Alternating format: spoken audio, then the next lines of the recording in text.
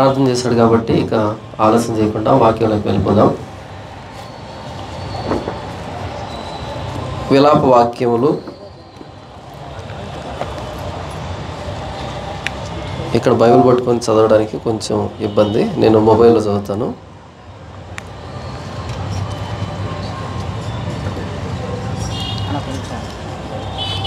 విలాప వాక్యములు 3వ అధ్యాయము 22 నుండి 26 వరకు ఉన్నటువంటి లేఖన భాగాన్ని మనం ధ్యానిస్తూ ఉన్నాం.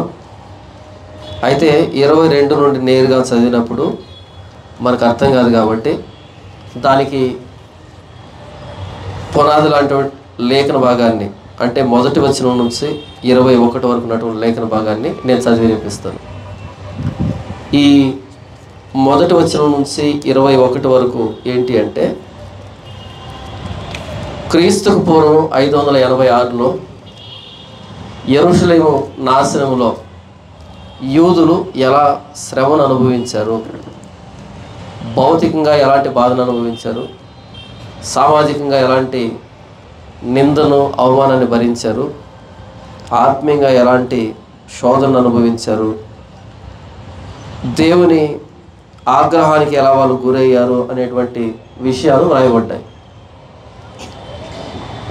మొదటి వచనం నుంచి నేను చదివి వినిపిస్తాను.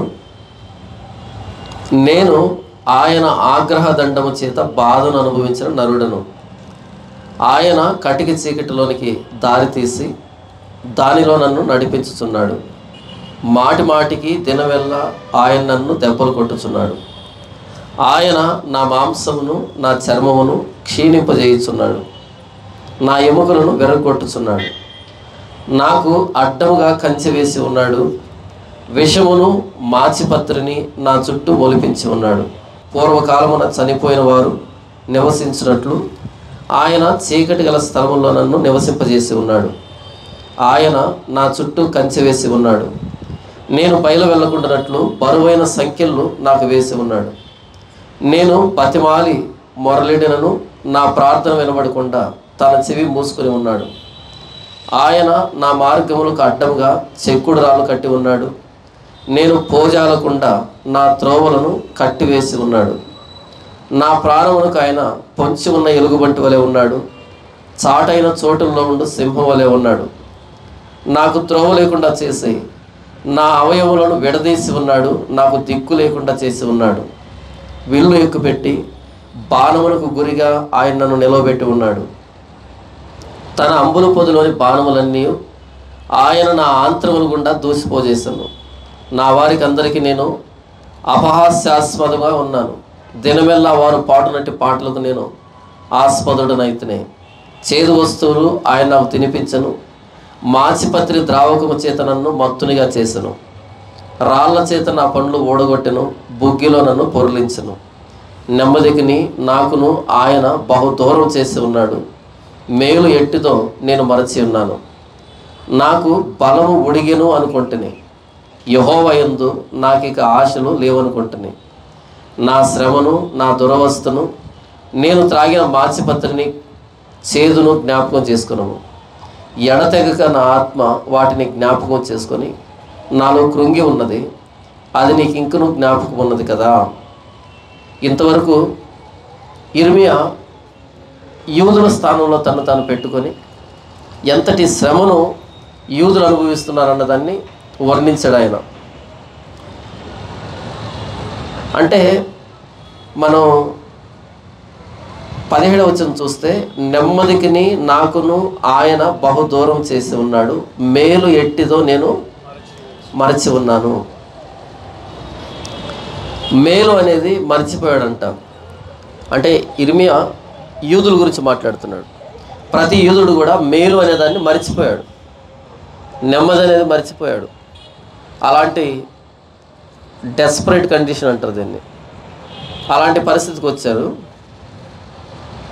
ఆ స్థితిలో 21వ వచనం, నేను దీన్ని జ్ఞాపకం చేసుకొనగా నాకు ఆశ పుట్టుచున్నది.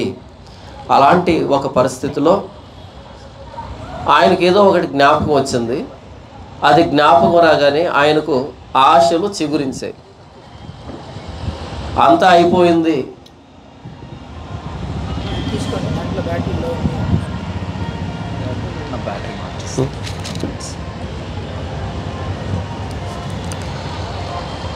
ఇర్మియా ఏమంటున్నాడు అంటే, నేను దీన్ని జ్ఞాపకం చేసుకుని నాకు ఆశ పుట్టుచున్నది. ఇర్మియాకు ఏదో జ్ఞాపకం వచ్చింది. అప్పుడు ఆయనలో ఆశలు చిగురించాయి. ఏం జ్ఞాపకం వచ్చిందంటే 22వ వచనం మనం దీన్ని ఆలోచించుకోబోతున్నాం.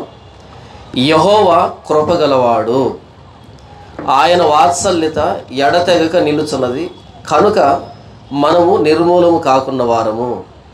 అనుదినము నూతనముగా ఆయనకు వాత్సల్యత పుట్టుచున్నది, నీవు ఎంతైనా నమ్మదగిన వాడవు. యెహోవా నా భాగమని నేను అనుకొనుచున్నాను, ఆయన యందు నేను నమ్మిక ఉంచుకొనుచున్నాను. తన్ను ఆశ్రయించు వారి ఎడల యెహోవా దయాళుడు, తన్ను వెదుకు వారి ఎడల ఆయన దయచూపువాడు. నరులు ఆశ కలిగి యెహోవా అనుగ్రహించు రక్షణ కొరకు ఓపికతో కనిపెట్టడం మంచిది.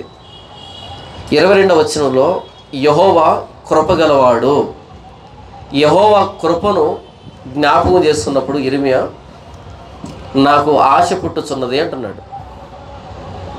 మనం నమ్ముకున్నటువంటి దేవుడు కృపగలిగిన వాడు. మనం చాలా సందర్భాల్లో కృప అనేటువంటి పదాన్ని ఉపయోగిస్తుంటాం. దేవుని కృప అండి అంటూ ఉంటాం. ఇంతకీ దేవుని కృప అంటే ఏంటి, కృప అంటే అర్థం ఏంటి అన్నది చాలామందికి తెలియదు. పదే పదే కృప అనే పదాన్ని ప్రయోగిస్తారు తప్ప వాస్తవానికి కృప అంటే ఏంటో తెలియదు. ఏంటి దేవుని కృప అంటే? యూదులు అంతటి ఉపద్రవములో మా దేవుడైన యెహోవా కృపగలిగిన వాడు అనేది జ్ఞాపకానికి వచ్చినప్పుడు వారికి ఆశ పుట్టింది, ఆశలు చిగురించాయి. 1వ వచనం నుంచి 21వ వచనం వరకు యూదులు అనుభవించినటువంటి ఆ శ్రమ వారు చేసుకున్న పాపాన్ని బట్టి, వారి దోషాన్ని బట్టి, అతిక్రమాన్ని బట్టి, వారి అపరాధాలను బట్టి, అంత అపరాధంలో శ్రమను అనుభవిస్తూ యెహోవా కృపగలిగిన వాడు అనేది జ్ఞాపకం వచ్చినప్పుడు ఆశ చిగురించింది. అంటే వీరు అనుభవిస్తున్న శ్రమకి వారికి వచ్చేటువంటి ఆశకి రెండింటికి సంబంధం లేదు. వీరు శ్రమను అనుభవిస్తున్న కారణం ఏంటంటే పాపాన్ని బట్టి. కానీ వీళ్ళకు ఆశలు చిగురించింది దేన్ని బట్టి అంటే దేవుని కృపను బట్టి, దేవుని గుణాన్ని బట్టి, ఆయన స్వభావాన్ని బట్టి. మనం కూడా చాలా సందర్భాల్లో కృంగిపోతాం, ఇక మనకు ఆశలు ఉండవు, అయిపోయిందంతా అనుకుంటాం కదా. నిజమే, మనం చేసినటువంటి పాపాన్ని బట్టి, దోషాన్ని బట్టి, అతిక్రమాలను బట్టి ఇక మనకి భవిష్యత్తు లేదు అనే స్థితికి వస్తాం. ఎందుకంటే మనం ఇక దాన్ని కొనసాగించలేము. అయితే మన భక్తిని బట్టో, నీతిని బట్టో, యథార్థతను బట్టో, మన పరిశుద్ధతను బట్టో కాకుండా దేవుడు కృపగలిగిన వాడు కాబట్టి మనం ఆశ పెట్టుకోవడానికి, ముందుకు సాగడానికి దేవుని స్వభావాన్ని అర్థం చేస్తున్నప్పుడు మనకు ఉపయోగపడుతుంది. మన దేవుడు మనకు అర్థం కావాలి. ఎవరు మనం నమ్ముకున్నటువంటి దేవుడు అనే విషయం మనకు అర్థం కావాలి. ఒకవేళ మన శక్తి సామర్థ్యాలను బట్టి, మన భక్తిని బట్టి, యథార్థతను బట్టి కనుక మనం చివరిదాకా వస్తే కనుక మనం దేవుని ఎదుట నిలవబడినప్పుడు మనకు అతిశయం ఉంటుంది. ప్రభువా, నేను భక్తిపరుణ్ణి, నీతిమంతుణ్ణి, కాబట్టి నేను పరలోకానికి వచ్చాను, ఇక నీకు వేరే దారి లేదు, నన్ను తీసుకోవాల్సిందే అనేటట్టుగా మనం అంటాం కదా. రేపు నేను పరలోకం వెళ్ళినప్పుడు, దేవుని ఎదుట నిలవబడినప్పుడు, నేను ఏదో చేశాను కాబట్టి, నా భక్తిని బట్టి, నీతిని బట్టి అక్కడ నిలవబడలేను. కేవలం దేవుని కృపను బట్టే పరలోకానికి వెళ్ళాలి. ఎందుకంటే మన అంతరంగం అన్నది పాపపు ఊట, అది అయిపోదు, వస్తూనే ఉంటుంది. పాపంలో పుట్టినవాడును, పాపంలోనే నా తల్లి నన్ను గర్భం ధరించెను. పుట్టిందే పాపంలో అయితే ఉన్నది పాపంలో అయితే, మనలో ఉన్నది పాపం అయితే, మనకిష్టం పాపం అయితే, మనకు పరిశుద్ధత అన్నది ఎక్కడి నుంచి వస్తుంది? కేవలం ఆయన కృప అనుగ్రహించకపోతే నేను ఒక్కడుగు కూడా ముందుకు వేయలేము. చాలామంది చాలా నిరాశలో బ్రతుకుతూ ఉంటారు. ఇక నా వల్ల కాదు. కృప అనే దాన్ని అర్థం చేయించడానికి బైబిల్లో ఒక అద్భుతమైనటువంటి సందర్భం రాయబడింది. కృప అంటే ఏంటి? లూకా సువార్త 15వ అధ్యాయము 11వ వచనం నుంచి చివరి వరకు మనకు బాగా పరిచయం ఉన్నటువంటి సందర్భం ఉంది. కృపకి అల్టిమేట్ ఎగ్జాంపుల్ ఇది. దీనికి మించినటువంటి ఉదాహరణ లేదు. కృప అంటే ఏంటి అనే దానికి. మరియు ఆయన ఇట్లా, నేను ఒక మనుషునికి 2 కుమారులు ఉండరు. మనకు తెలిసిన లేఖన భాగం ఏది? మరొకసారి నాతో పాటు ధ్యానించండి. వారిలో చిన్నవాడు, తండ్రి, ఆస్తిలో నాకు భాగమిమ్మని తన తండ్రిని అడుగుగా అతడు వారికి తన ఆస్తిని పంచిపెట్టెను. కొన్ని దినములైన తర్వాత ఆ చిన్న కుమారుడు సమస్తమును కూర్చుకొని దూరదేశమునకు ప్రయాణం అయిపోయి అచ్చట తన ఆస్తిని దుర్వ్యాపారం వలన పాడు చేశాను. అదంతా ఖర్చు చేసిన తర్వాత ఆ దేశముందు గొప్ప కరువు రాగా వాడు ఇబ్బంది పడసాగి వెళ్ళి ఆ దేశస్తుల్లో ఒకరి చెంత చేరెను. అతడు పందులను మేపుటకు తన పొలంలోనికి వాడిని పంపెను. వాడు పందులు తిను పొట్టుతో తన కడుపు నింపుకొని ఆశపడెను, కానీ ఎవడునూ వానికి ఏమీ ఇయ్యలేదు. అయితే బుద్ధి వచ్చినప్పుడు వాడు, నా తండ్రి వద్ద ఎంతోమంది కూలివాండ్రకు అన్నము సమృద్ధిగా ఉన్నది, నేనైతే ఇక్కడ ఆకలికి చచ్చిపోవచ్చున్నాను. నేను లేచి నా తండ్రి వద్దకు వెళ్ళి, తండ్రి, నేను పరలోకమునకు విరోధముగాను నీ ఎదుటను పాపము చేసేదని, ఇక మీదట నీ కుమారుడనని అనిపించుకున్నట్టుకు యోగ్యుడను కాను. నన్ను నీ కూలి వారిలో ఒకనిగా పెట్టుకొనమని అతనితో చెప్పుదును అనుకుని లేచి తండ్రి వద్దకు వచ్చాను. వాడు ఇంకా దూరముగా ఉన్నప్పుడు తండ్రి వానిని చూచి కనికరపడి పరిగెత్తి వారి మెడ మీద పడి ముద్దు పెట్టుకొనెను. అప్పుడు ఆ కుమారుడు అతనితో, తండ్రి, నేను పరలోకమునకు విరోధముగాను నీ ఎదుటను పాపం చేసేతను, ఇక మీదట నీ కుమారుడునని అనిపించుకున్నట్టుకు యోగ్యుడును కాను అనెను. అయితే తండ్రి తన దాసులను చూచి ప్రశస్త వస్త్రం త్వరగా తెచ్చి వీనికి కట్టి వీని చేతికి ఉంగరం పెట్టి పాదములకు చెప్పులు తొడిగించుడి, క్రొవ్విన తోడును వధించుడి, మనము తిని సంతోషపడదుము. ఈ నా కుమారుడు చనిపోయి మరలా బ్రతికెను, తప్పిపోయి దొరికెనని చెప్పాను. అంతటి వాడు సంతోషపడసాగిరే. అప్పుడు అతని పెద్ద కుమారుడు పొలములో ఉండెను. వాడు పొలము నుండి వచ్చుచు ఇంటి దగ్గరకు రాగా వాద్యములను నాట్యమును జరుగుట విని దాసులలో ఒకరిని పిలిచి ఇవి ఏమిటని అడుగుగా ఆ దాసుడు అతనితో, నీ తమ్ముడు వచ్చి ఉన్నాడు, అతడు తన ఎద్దుకు సురక్షితంగా వచ్చినందున నీ తండ్రి క్రొవ్విన దూడను వధించెను అనెను. అయితే అతడు కోప్పడి లోపలికి వెళ్ళనొలకపోయిన కనుక అతని తండ్రి వెలుపలకు వచ్చి లోపలికి రమ్మని బతిమాలుకొనెను. అందుకు అతడు తన తండ్రితో, ఇదిగో, ఇన్ని ఏళ్ల నుండి నిన్ను సేవించుచున్నానే, నీ ఆజ్ఞను నేనెన్నడూ మీరలేదే. అయినను నా స్నేహితులతో సంతోషపడినట్లు నీవు నాకెన్నడూ ఒక మేకపిల్లనైనను ఇయ్యలేదు. అయితే నీ ఆస్తిని వేశ్యలతో తినివేసిన ఈ నీ కుమారుడు రాగానే వీని కొరకు క్రొవ్విన దూడను వధించితమని చెప్పాను. అందుకతడు, కుమారుడా, నీవెల్లప్పుడూ నాతో కూడా ఉన్నావు, నావన్నీ నీవి, మనం సంతోషపడి ఆనందించుట యుక్తమే. ఈ నీ తమ్ముడు చనిపోయి తిరిగి బ్రతికెను, తప్పిపోయి దొరికెను అని అతనితో చెప్పాను. చదవనటువంటి లేఖన భాగం అన్నది కృప అనేటువంటి దానికి నిర్వచనం. ఇంతకీ ప్రభువైన యేసుక్రీస్తు వారు ఈ ఉపమానాన్ని దేనికి చెప్తున్నాడు అంటే, మొదటి వచనం, ఒకప్పుడు సమస్తమైన సుంకరులు అంటే సుంకాన్ని వసూలు చేసేవాళ్ళు, అంటే డబ్బు విషయంలో అవినీతిగా వ్యవహరించేవాళ్ళు. ఉద్యోగం వాళ్ళది డబ్బు వసూలు చేసేది, దాంట్లో నంబర్లు మార్చడం, వాళ్ళు నియమించిన దానికంటే ఎక్కువ వసూలు చేయడం, అన్యాయస్తులు. సుంకరులు అంటే వారిని చాలా నీచంగా చూసేవాళ్ళు. ఎవరైనా వడ్డీ వ్యాపారం చేస్తున్నారు అనుకో, మనం ఎలా చూస్తాం? చాలా గొప్పోడు, అందరికీ అవసరాలను డబ్బు ఇచ్చి ఆదుకుంటున్నాడు అని అనుకుంటామా? పొరపాటున కాలు చేయబోయిందనుకో,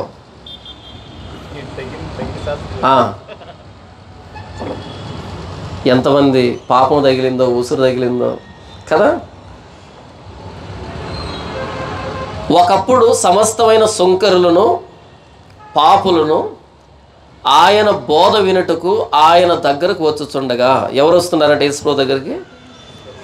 యేసుప్రభు మీటింగ్ పెడితే ఎదురుగా ఎవరున్నారంట? మంచోడు ఒక్కరు లేడంట. మంచోడు ఒక్కరు లేడు. అందుకే ఆయన బిరుదేమిచ్చారు? పాపులకు స్నేహితుడు. యేసుప్రభు పేరేంటి? బిరుదేంటి? పాపులకు స్నేహితుడు. ఇంకో బిరుదేంటి?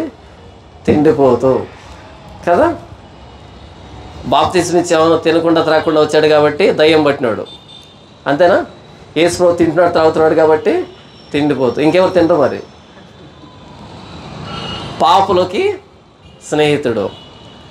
అభ్యంతరపడ్డారు, ఇదేంటి మీ బోధకుడు పాపులతో కలిసి తిని త్రాగుతున్నాడు ఏంటి? యేసుప్రభు అన్నాడు, ఆరోగ్యం గలవానికి వైద్యుడు అక్కర్లేదు, నేను నీతిమంతులను పిలవరాలేదు కానీ పాపులను పిలవచ్చేతని కదా. ఒకప్పుడు సమస్తమైన సుంకరులను, పాపులను ఆయన బోధ వినుటకు ఆయన దగ్గరకు వచ్చుచుండగా, అందరూ చెడిపోయిన వాళ్ళందరూ యేసుప్రభు మీటింగ్ పెడితే కిక్కిరిసిపోతున్నారు అంతా. అంటే పాపులకి ఎక్కడ లేని ఆదరణ, పాపులకి ఎక్కడ లేని ధైర్యం వస్తుంది ఆయన మీటింగ్లో. అదే ఈ శాస్త్రులు, పరిసయ్యులు ఉన్నారు కదా, వీళ్ళ మాటల్లో పాపులు గుండెల్లో పొడవబడుతున్నారు. వాళ్ళకి ఎక్కడలేని భయం. కానీ యేసుప్రభు మాట్లాడుతుంటే పాపులకి ఎక్కడలేని ధైర్యం వస్తుంది, అంతే కదా. మనకు సంతోషం అనిపించే చోటికి మనం వెళ్తాం కదా.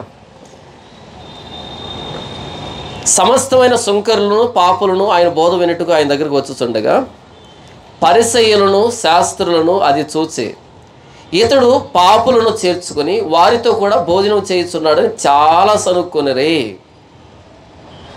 ఇది నేపథ్యం. యేసుప్రభు ఆయన తింటూ త్రాగుతూ ఉన్నది పాపులతో, ఆయన బోధిస్తూ ఉన్నది పాపులకి, ఆయన మీటింగ్ పెడితే హాజరవుతున్న వాళ్ళంతా పాపులు. ఎవరైతే సమాజానికి పనికిరాలనుకుంటున్నారో వాళ్ళంతా యేసుప్రభు సభలో కనిపిస్తున్నారు, చాలా సంతోషంగా కనిపిస్తున్నారు. యేసుప్రభు కూడా చాలా కంఫర్టబుల్గా ఉన్నాడు వాళ్ళతో, అసలు ఏమాత్రం నొచ్చుకోవట్లే. దాన్ని చూసి పరిసయ్యులు, శాస్త్రులు ఇతడు పాపులను చేర్చుకొని వారితో కూడా భోజనం చేయించున్నాడని చాలా సనుక్కున్నారు. చాలా అర్థం కాలే యేసుప్రభు వాళ్ళకి. ఇదేంటి, వారికి దూరంగా ఉండడం కదా పరిశుద్ధత అంటే. వాళ్ళకు దూరంగా ఉండడం పరిశుద్ధత అంటే. కీర్తన గ్రంథంలో మొట్టమొదటి కీర్తన ఏంటి? దుష్టుల ఆలోచన చొప్పున నడవక, పాపుల మార్గం నిలవక, అపహాసకులు కూర్చుండు చోట కూర్చుండక. అదే కదా ధర్మశాస్త్ర సారాంశం. దుష్టుల ఆలోచన చొప్పున నడవకూడదు, పాపుల మార్గంలో నిలవకూడదు, అపహాసకులు కూర్చుండే చోట కూర్చుండకూడదు. అదే ధర్మశాస్త్ర సారాంశం. ధర్మశాస్త్రాన్ని దివారాత్రం ధ్యానిస్తే ఈ మూడు నెరవేరుతాయి జీవితంలో. ధర్మశాస్త్రాన్ని ధ్యానించకపోతే వాళ్ళతోనే కలిసి ఉంటాం. యేసు ప్రభు ఎక్కడున్నాడంట? దుష్టుల మధ్య, పాపుల మధ్య, అపహాసకుల మధ్య. అదే కదా పాపులు అంటే, వాళ్ళ మధ్యనే ఉన్నాడు. ఈ శాస్త్రులకి, పరిసయ్యులకి అర్థం కావట్లే ఆయన. ఈయనేంటి వాళ్ళ మధ్యనే ఉన్నాడు, చాలా కంఫర్టబుల్గా ఉన్నాడు, సౌకర్యంగా ఉన్నాడు. అందుకు ఆయన వారితో ఈ ఉపమానం చెప్పాను. మొత్తం 3 ఉపమానాలు చెప్పాడు. ఎందుకు చెప్పాడు? ఎందుకు పాపులతో కలిసి తింటున్నావు, ఎందుకు పాపులను చేర్చుకుంటున్నావు, ఎందుకు పాపులకి బోధిస్తున్నావు, ఎందుకు పాపులను ఓదారుస్తున్నావు, ఎందుకు పాపులకి ధైర్యం చెప్తున్నావు అనంటే, అందుకు వారికి అర్థమయ్యేదానికి ఈ ఉపమానం, ఒక ఉపమానం చెప్పాడు. ఏంటి ఆ ఉపమానం అంటే, పైన 2 చెప్పాడు.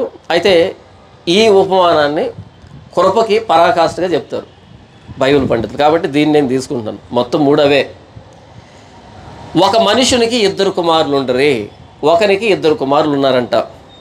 వారిలో చిన్నవాడు, తండ్రి ఆస్తిలో నాకు వచ్చు భాగం ఇవ్వమని తన తండ్రిని అడుగుగా అతడు వారికి తన ఆస్తిని పంచిపెట్టును. చిన్న కుమారుడు వచ్చి, నాన్న నా ఆస్తి నాకు ఇవ్వు అని అడిగాడు.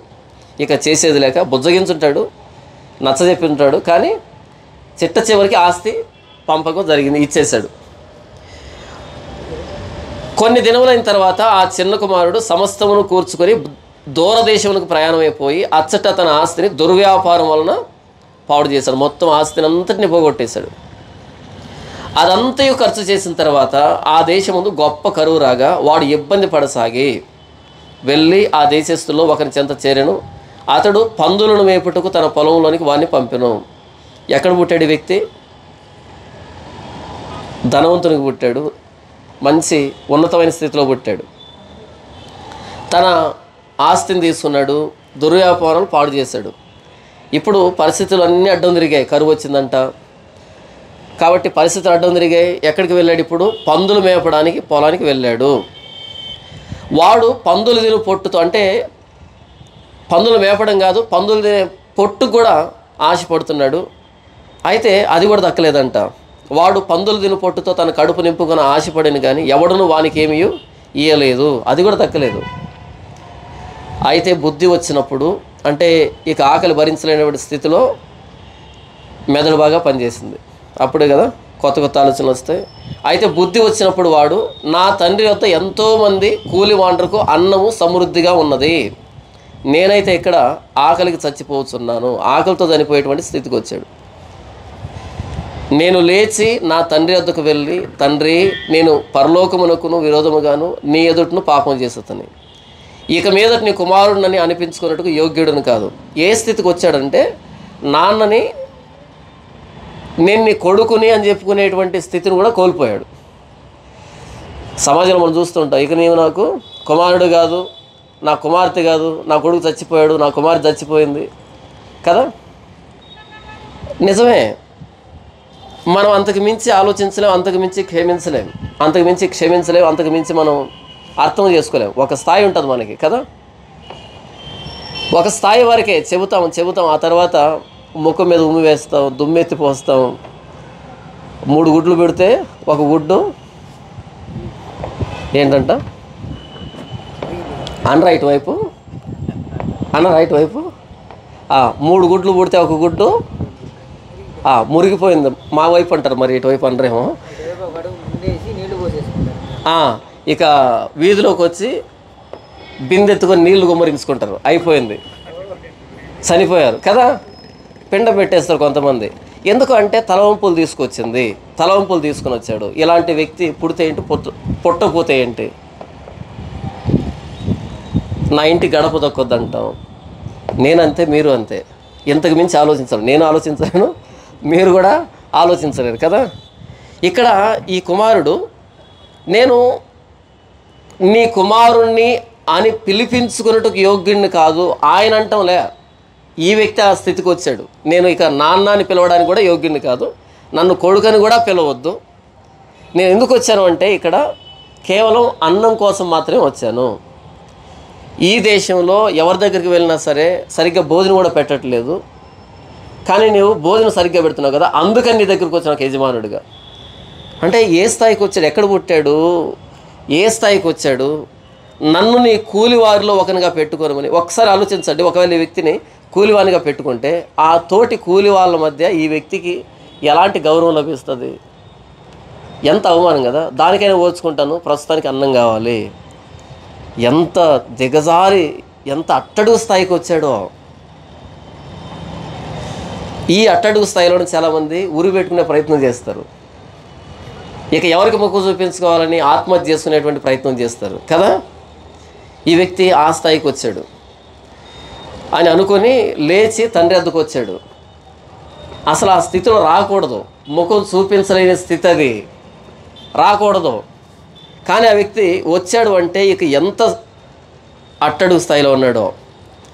అయితే అలా వస్తూ ఉన్నప్పుడు ఇప్పుడు చెప్పండి, ఆ తండ్రి స్థానంలో కనుక నేను కానీ నీవు కానీ ఉంటే మనం స్పందించే విధానం ఏంటి? అంత తగ్గించుకొని అంత అవమానానికి ఓర్చి వస్తున్నటువంటి వ్యక్తి అక్కడికక్కడే ఉరిపెట్టుకొని చచ్చిపోయేటట్టుగా మాట్లాడము కదా. వాళ్ళు ఎంత తగ్గితే అంత ఎక్కుతాం కదా మనం. అంత ఇప్పుడు తెలిసిందా, ఇప్పుడు బుద్ధి వచ్చిందా, నాకు తెలిసి వస్తామని కదా. నీకు ఎలా జరగాలి ఏంటంటే మాట్లాడతాం. అయితే ఆ వ్యక్తి అనుకున్న దానికి, మనం అనుకుంటున్న దానికి, ప్రపంచం అనుకుంటున్న దానికి పూర్తి భిన్నంగా 180 degreesలో ఆపోజిట్లో జరుగుతుంది ఇక్కడ వ్యవహారం. దీన్ని కృప అంటారు.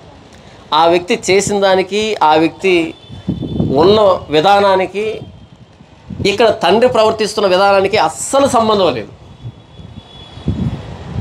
వాడు ఇంకా దూరంగా ఉన్నప్పుడు, దగ్గర కూడా రాలేదు, దూరంగా ఉన్నప్పుడే అంటే తండ్రి కాచిపెట్టుకుని ఉన్నాడు అని అర్థం కదా.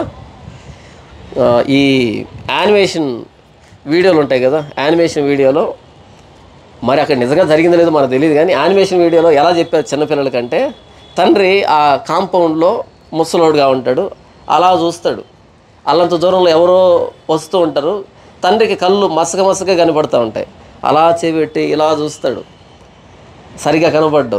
ఒక సర్వెంట్ని పిలుస్తాడు, అక్కడెవరో వస్తున్నారు చూడు అంటే, ఆ నడక ఏదో నా చిన్న కుమారుడి నడుకున్నట్టు, అవునండి మీ చిన్న కుమారుడే, అలా దాన్ని చిత్రీకరించారు. అంటే పిల్లలు కూడా అర్థమయ్యేటట్టుగా. అంటే నాన్న ఆ వ్యక్తి వెళ్ళినప్పటి నుంచి ఎదురు చూస్తూ ఉన్నట్టుగా, ఆ దారిలో మరలా వస్తాడేమోనని. ఆ నడకను గుర్తుపట్టాడు. ముఖం కనిపించకపోయినా, ఆకారం కనిపించకపోయినా ఆ నడక నా చిన్న కుమారుడిలాగా. వాడు ఇంకా దూరంగా ఉన్నప్పుడు తండ్రి వాడిని చూడగానే ఏమొచ్చిందంట, మనకేమొస్తుంది, కఠినపడి కదా. మన విషయంలో అయితే తండ్రి వాడిని చూసి కఠినపడి, ఇక్కడేమని రాయబడింది, కనికరపడి. పూర్తి వ్యతిరేకం. ఇలాంటి తండ్రి ఈ ప్రపంచంలో ఎక్కడ లేడు, కనీసం కథల్లో కూడా లేడు, ఇక్కడ బైబిల్లో తప్ప. ఇది ఉపమానం మాత్రమే కాదు, వాస్తవం కూడా. ఒకవేళ ఈయన నిజం కాకపోతే నేను ఇక్కడ ఉండేవాడిని కాదు, మీరు అక్కడ కూర్చునేవాళ్ళు కాదు. ఎప్పుడో కీర్తి శేషులంగా కదా, సమాధి మీద కీర్తి శేషులమై సమాధిని దాటిన తర్వాత ఏడ్పును పండ్లు కొరుకుంటాయి కదా. వారిని చూసి కనికరపడి పరుగెత్తి, ఈ వ్యక్తి పరిగెత్తాల్సిన అవసరం ఏంటి? ఆ వ్యక్తి అనుకున్న దానికి ఇక్కడ జరుగుతున్న దానికి అసలు సంబంధమే లేదు. పరుగెత్తి వాని మెడ మీద పడి ముద్దు పెట్టుకొనేను. ఈ వ్యక్తి ఏమైనా అమెరికా నుంచి వస్తున్నాడా ఉద్యోగం చేసి? అమెరికాలో CEO ఉద్యోగాన్ని సంపాదించి ఏమైనా వస్తున్నాడా? పరుగెత్తి వాని మెడ మీద పడి ముద్దు పెట్టుకొనేను. ఎందుకు చెప్తాడు యేసుప్రభు దీన్ని? యేసుప్రభు సమావేశాన్ని ఏర్పాటు చేస్తే ఎవరెవరు వచ్చారంట? ఇదిగో అందరు ఈ క్యాండిడేట్లే వచ్చారు, అందరు వీళ్ళే వచ్చారు. ఇక్కడ ఒక తండ్రి, ఒక కుమారుడు కదా. యేసుప్రభు మీటింగ్ పెడితే ఎంతమంది వచ్చారు? అందరు కుమారులే, అందరు కుమార్తెలే. ఇప్పుడు 10 మంది కుమారులు వెళ్ళిపోయి 10 మంది వచ్చుంటే తండ్రి పరిగెడతాడు కదా. యేసుప్రభు అలా చూస్తున్నాడు పాపుల్ని, పాపంలో మగ్గిపోతున్న వారిని, సిగ్గుతో తలెత్తుకోలేకుండా ఉన్నవారిని, ఇక ఆత్మహత్యకు సిద్ధపడుతున్న వారిని. ఇక మాకు ఆశలు లేవు, ఇక మాకు నిరీక్షణ లేదు, మమ్మల్ని ఎవరు అర్థం చేసుకోరు, అయిపోయింది, ఇక నేను సమాజంలో తిరగలేను, నాకు చావే శరణ్యం అని ఎవరైతే ఇక చివరి గడియలో ఉన్నారో వాళ్ళందరితో యేసుప్రభు చెప్తున్నాడు, కాదు, మీరు అనుకుంటున్న దానికి, మిమ్మల్ని పరలోకపు తండ్రి చూస్తున్న విధానానికి అస్సలు పొంతం లేదు. ఇక అయిపోయింది అనుకుంటున్నావా? అక్కడే ప్రారంభం చేస్తాడు ఆయన, అక్కడి నుంచే లేవనెత్తాడు ఆయన. ఈ తండ్రి మనకు అర్థం కావట్లే. అప్పుడు ఆ కుమారుడు అతనితో, అంటే ముద్దు పెట్టుకొని ఇంత చేస్తుంటే ఆ కుమారుడు మనసులోంచి ఏమనాలనుకుంటున్నాడు అంటే, అప్పుడు ఆ కుమారుడు అతనితో, తండ్రి, నేను పరలోకమునకు విరోధముగాను నీ ఎదుటను పాపం చేస్తున్నాను, ఇక మీదట నీ కుమారుడిని అనిపించుకున్నట్టుకు యోగ్యుడును కాను అనెను. అనగానే తండ్రి ఏమన్నాడు? రియాక్షన్ ఏంటి? దానికి స్పందించాల తండ్రి. ఆ మాట సరిగ్గా వినలే ఆయన. దానికి స్పందించాలంటే ఆ మాటను వింటంలే. అయితే తండ్రి అంటే దానికి స్పందించకుండా ఈయన ఈయన దూరంలోనే వ్యవహరిస్తున్నాడు. అటువైపు నుంచి ఏం చెప్తున్నాడు అన్నది వింటంలే. అయితే తండ్రి తన దాసులను చూసి ప్రశస్త వస్త్రము త్వరగా తెచ్చి వీని కట్టి వీని చేతికి ఉంగరం పెట్టి పాదములకు చెప్పులు తొడిగించుడి. ఆ మాట వినలే. ప్రశస్త వస్త్రాన్ని తీసుకొచ్చాడు, చేతికి ఉంగరం పెట్టాడు, పాదములకు చెప్పులు తొడిగించాడు. క్రొవ్వెన దూడను తెచ్చి వధించుడి, మనం తిని సంతోషపడదుము. ఎందుకు ఇంత ఆనందాన్ని వ్యక్తం చేస్తున్నాడు అంటే, ఈ నా కుమారుడు చనిపోయి మరలా బ్రతికెను, తప్పిపోయి దొరికినని చెప్పాను. అంతటి వారు సంతోషపడసాగిరి. ఎలా చూస్తున్నాడు అంటే, ఆస్తి పోయిందని చూడటంలే, చనిపోతాడేమో అనుకున్నా తిరిగి వచ్చాడు. ఇది తండ్రి హృదయం. బిడ్డ చనిపోవడం తండ్రి కోరుకోడు కదా. ఎక్కడున్నా సరే క్షేమంగా ఉండాలి. హైదరాబాద్లో అనుకుంటా బహుశా ఉన్నత కులంలో పుట్టింది తను. ఎవరినో ప్రేమించి వెళ్ళిపోయింది, పెళ్లి చేసుకుంది. పెళ్లి చేసుకున్న తర్వాత చాలా కాలం తర్వాత తాను గర్భవతినయ్యాను అనేటువంటి ఒక సమాచారం వచ్చింది. బహుశా అది 8వ నెల లేదా 9వ నెల గర్భవతి. అమ్మతో కాంటాక్ట్ అవుతూ ఉంది. అప్పుడు అమ్మ చెప్పింది, ఏమండి మన అమ్మాయికి నెలలు నిండాయంట అని చెప్పింది. వెంటనే నాన్న చెప్పాడు, అదేంటి అప్పుడు వెళ్ళిపోయింది ఇంట్లో నుంచి, ఏదో కోపంలో అన్నారని మాటలు అన్నాను, కానీ మరి బిడ్డ గర్భవతిగా ఉంటే మనం మర్యాదలు చేయాలి కదా, ఇంటికి రమ్మను శ్రీమంతం చేద్దాం. అంతే, సంతోషంగా బస్సు ఎక్కింది, ఊరికి వచ్చింది. అయితే ఫోన్ చేశాడు నాన్న, అమ్మ బస్సు దిగిన తర్వాత నువ్వు రావద్దు, అక్కడే ఉండు, మేము వెహికల్ వేసుకొని వస్తున్నాం అని చెప్పి ఎదురెళ్ళాడు వెహికల్లో. నాన్న పెద్ద కొడుకు. ఈమె తెలివిగా ఏం చెప్పిందంటే భర్తతో, ఏమండి మీరు రావద్దు, మీరు ఇక్కడే ఉండండి, ఎందుకంటే మా వాళ్ళకి కొంచెం క్యాస్ట్ ఫీలింగ్ ఉంది, మనలాగే క్యాస్ట్ ఫీలింగ్ ఉంది, మీరు ఉండండి, అక్కడ వెళ్ళిన తర్వాత పరిస్థితులన్నీ చూసి నేను కబురు పెడతాను, అప్పుడు వద్దురు. కానీ సరే ఆయన అక్కడే ఉన్నాడు. తను వచ్చింది, వీళ్ళు వెహికల్లో వచ్చారు, ఎక్కించుకున్నారు. ఇక తిరిగి వెహికల్లో ఇంటికి వస్తూ ఉంటే కొద్ది దూరం తర్వాత అడిగింది, అదేంటన్నా ఇంటికి ఇటు కదా దారి, ఇటు వెళ్తున్నారేంటి అంటే, ఇక్కడ చిన్న పని చూసుకొని వెళ్దాం. అలా అడవిలోకి తీసుకొని వెళ్ళి తాను బ్రతికుండగా కత్తి తీసుకొని అన్న నాన్న ఇరువురు గొంతు కోసింటే బాగుండేది, కడుపు కోసి బిడ్డను బయటికి లాగారు. కులం తక్కువ వాడి బిడ్డ. కలకలం రేగింది. అంటే ఇలాంటి వ్యక్తులు కూడా ఉంటారా? చంపేశారు తన్ను కూడా. అంటే బ్రతికుండగా కడుపు కోసి బిడ్డను బయటికి లాగి చంపి తనను కూడా చంపేశారు. అంటే అన్ని సంవత్సరాల తర్వాత తిరిగి వచ్చినటువంటి ఆ బిడ్డని సొంత తండ్రి సొంత అన్న ఎలా చూశారు అంటే, నా చెల్లెలు వస్తుందని అన్న చూడలేకపోయాడు, నా కుమార్తె వస్తుందని నాన్న చూడలేకపోయాడు. ఎలా చూశారు? మా కులంలో చెడబుట్టింది, మా పరువుని బజారుకి ఇడ్చింది. కానీ ఇక్కడ తండ్రి ఎలా చూస్తున్నాడు అంటే, అంతెందుకు అమృత ప్రణయ్ లవ్ స్టోరీ తెలుసు కదా మనకి, దారుణం కదా అది, దారుణం. ఈ నా కుమారుడు చనిపోయి మరలా బ్రతికెను. ఈ పదంలో, ఈ వాక్యంలో లోతు అర్థమవుతుందా? దేవుడు ఎలా చూస్తున్నాడు మానవుడిని. మనుషులుగా మనం ఒకవేళ మన పిల్లల్ని ఇంట్లోకి పిలిచినా సరే, మనం చనిపోయేంత వరకు అది పోదు కదా లోపల నుంచి. ఎంత నవ్వినా ఎంత చేసినా అది లోపల అలాగే మిగిలిపోతుంది. మనస్ఫూర్తిగా క్షమించలేం, వారితో కలిసి నవ్వలేం. కానీ ఇక్కడ ఈ తండ్రి, యేసు ప్రభు పరిచయం చేస్తున్న తండ్రి, ఈ నా కుమారుడు చనిపోయి మరలా బ్రతికెను. ఆస్తి పోయిందని చూడటం లేదు, పరువు పోయిందని చూడటం లేదు. అలాంటి వ్యక్తిని ఇంట్లోకి ఆహ్వానిస్తే ఇరుగు పొరుగు వాళ్ళు ఏమంటారు? ఏమైనా అనుకోమను, నా కుమారుడైతే సజీవంగా వచ్చాడు చాలు నాకు అది. ఈ నా కుమారుడు చనిపోయి మరలా బ్రతికెను, తప్పిపోయే దొరికినని చెప్పెను, అంతటి వారు సంతోషపడసాగిరి. ఇప్పుడు శాస్త్రులు పరిశీలి వస్తున్నారు. అప్పుడు అతని పెద్ద కుమారుడు పొలంలో ఉండెను. ఎవరి పెద్ద కుమారుడు? ఎప్పుడు నాన్నను అంటి పెట్టుకొని నాన్న చెప్పినట్టుగా నడుస్తున్నటువంటి పెద్ద కుమారుడు. ఎవరు వీళ్ళు? శాస్త్రులు, పరిచయులు, ధర్మశాస్త్ర ఉపదేశకులు. మేము ప్రతినిత్యం ధర్మశాస్త్రంలోనే ఉన్నాం, దేవుని ఆజ్ఞ ప్రకారం బ్రతుకుతున్నాం అని ఎవరైతే అనుకుంటున్నారో, నీతిమంతులు అనుకుంటున్నారో, వాళ్ళు చూశారు యేసు ప్రభువుని.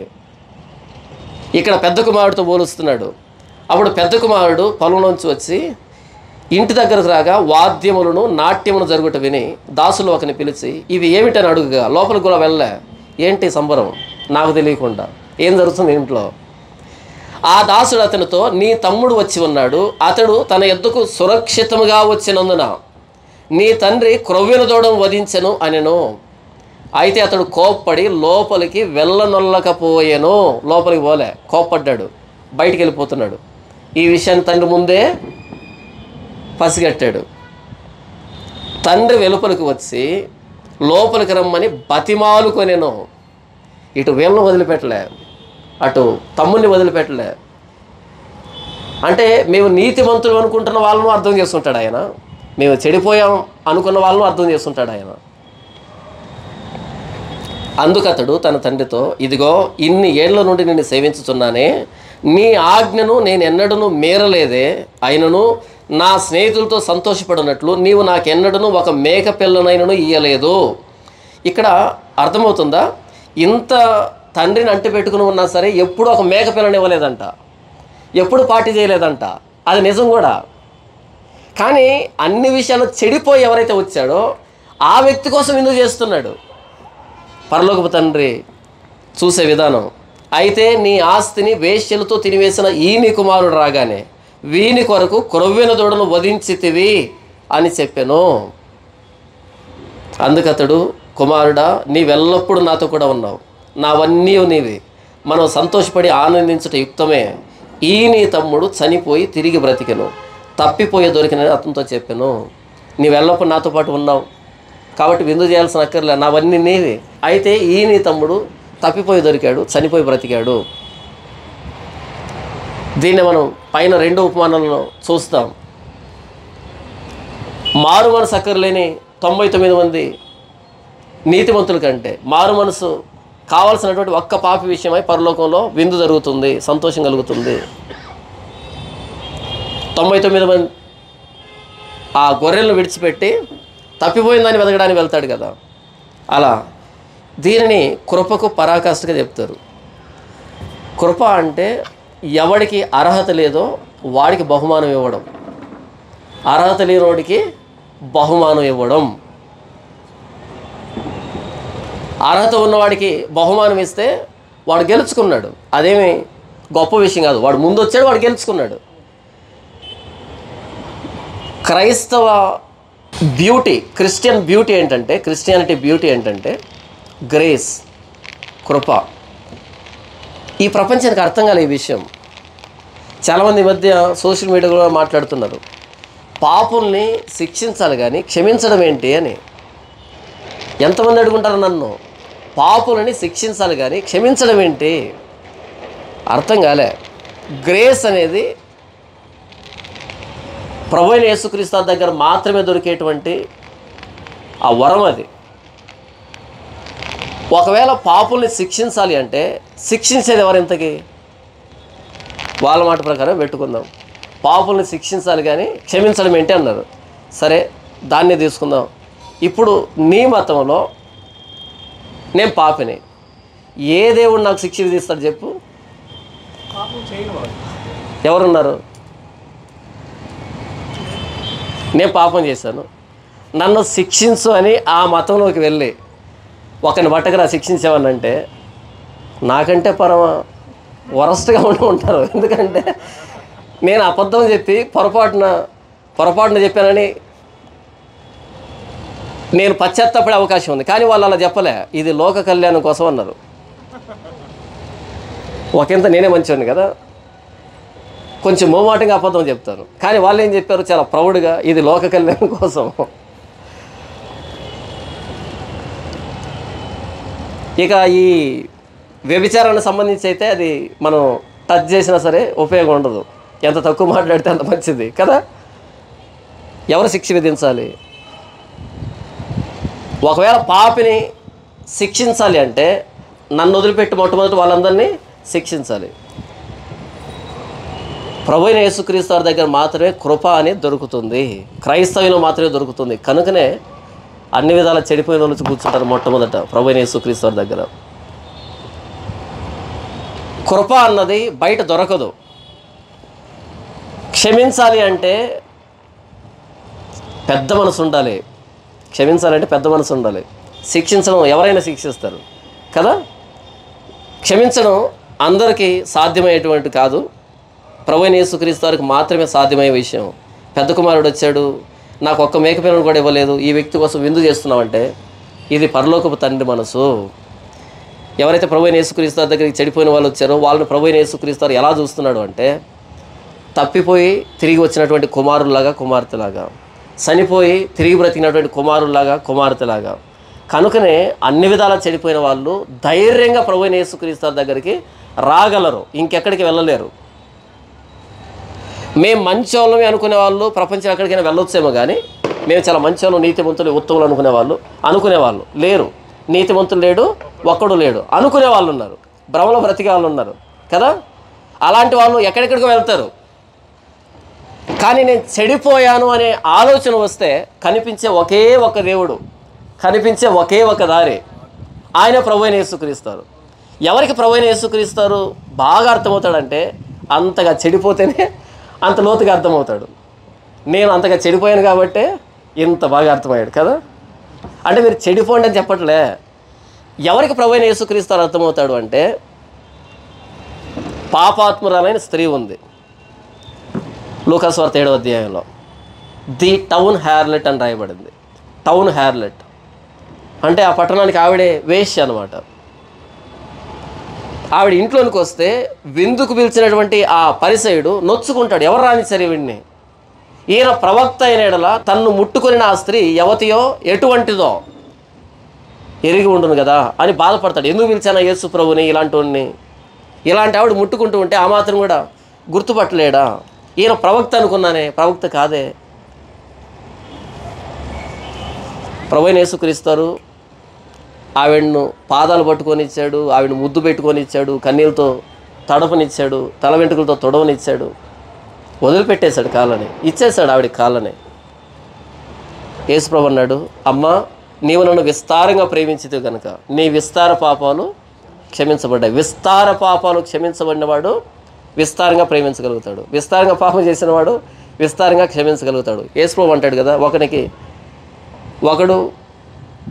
ఒకనికి ఇద్దరు రుణస్తులు ఉన్నారు, ఒకడు 50 దేనారాలు, ఇంకొకడు 500 దేనారాలు. ఇద్దరు క్షమించబడ్డాయి. ఎవడెక్కువ ప్రేమిస్తాడు? 50 500? 500. ఎందుకని? ఎక్కువ క్షమించబడిన వాడు ఎక్కువ ప్రేమిస్తాడు. ప్రభువైన యేసుక్రీస్తు అని అర్థం చేసుకునేది ఎవర్రా అంటే నేను పాపిని, నాకు ఇక ఆశలు లేవు, అయిపోయింది, ఇక నేను సమాజానికి ముఖం చూపించలేను, ఇక నాకు ఆశలు లేవు అని ఎవడైతే ఆ స్థాయికి వెళ్తాడో వాడు ప్రేమించగలుగుతాడు యేసు ప్రభుని. ఈ మధ్య క్రైస్తవులకు ఒక ట్రెండ్ వచ్చింది. పాపాలను గురించి మాట్లాడితేనంట, ప్రసంగం చేస్తారంట, విశ్వాసం నొచ్చుకుంటారంట.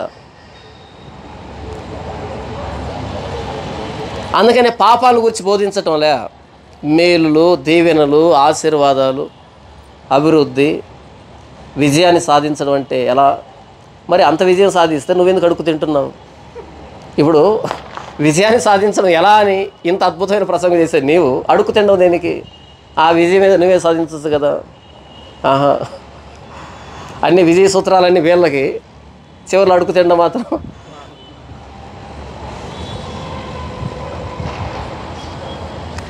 పాపాన్ని గురించి బోధించే వాళ్ళు లేరు. మొన్నకైనా ఒక దగ్గరికి వెళ్ళాడు, ఒక ఆయన అడిగాడు, మీరు మంచివాళ్ళ, నీవు మంచివాడివా అని అడిగాడు. మిమ్మల్ని అడిగాను అనుకో, నేను నువ్వు మంచివాడివా అంటే ఏం చెప్తావు? నేనైతే ఏం చెప్తాను అంటే, నా యందు అనగా నా శరీరమందు మంచిది ఏది నివసింపదని నేను ఎరుగుతున్నాను అపోస్తలుడైన పౌలు అన్నాడు కదా. మరి ఆయన ఆ మాట చెప్తే మరి నా పరిస్థితి ఏంటి? ఆయన పరిసయుడు, ధర్మశాస్త్రోపదేశకుడు, గమలీయేలు పాదముల దగ్గర పెరిగినోడు, ధర్మశాస్త్రంలో దిట్ట, రోమేయుడు, అన్ని రకాల క్వాలిఫికేషన్స్ ఉన్నాయి ఆయనకి. అసలు యోధా మతాన్ని సంరక్షించేదానికి ఎంతకైనా తెగించేటువంటి నిష్ట కలిగినోడు. ఆయన ఏమన్నాడు అంటే, నా యందు అనగా నా శరీరం మంచిది ఏది నివసింపదని ఆయన అంటే, నేను మంచివాడిని అని అంటున్నామంటే ఏమర్థమైంది సువార్త నీకు? మీరు హాస్పిటల్ వెళ్ళారు, డాక్టర్ దగ్గర కూర్చున్నారు, ఏంటమ్మా నీ సమస్య అంటే, నాకేం సమస్య ఉంది డాక్టర్ గారు అన్నారు అనుకో,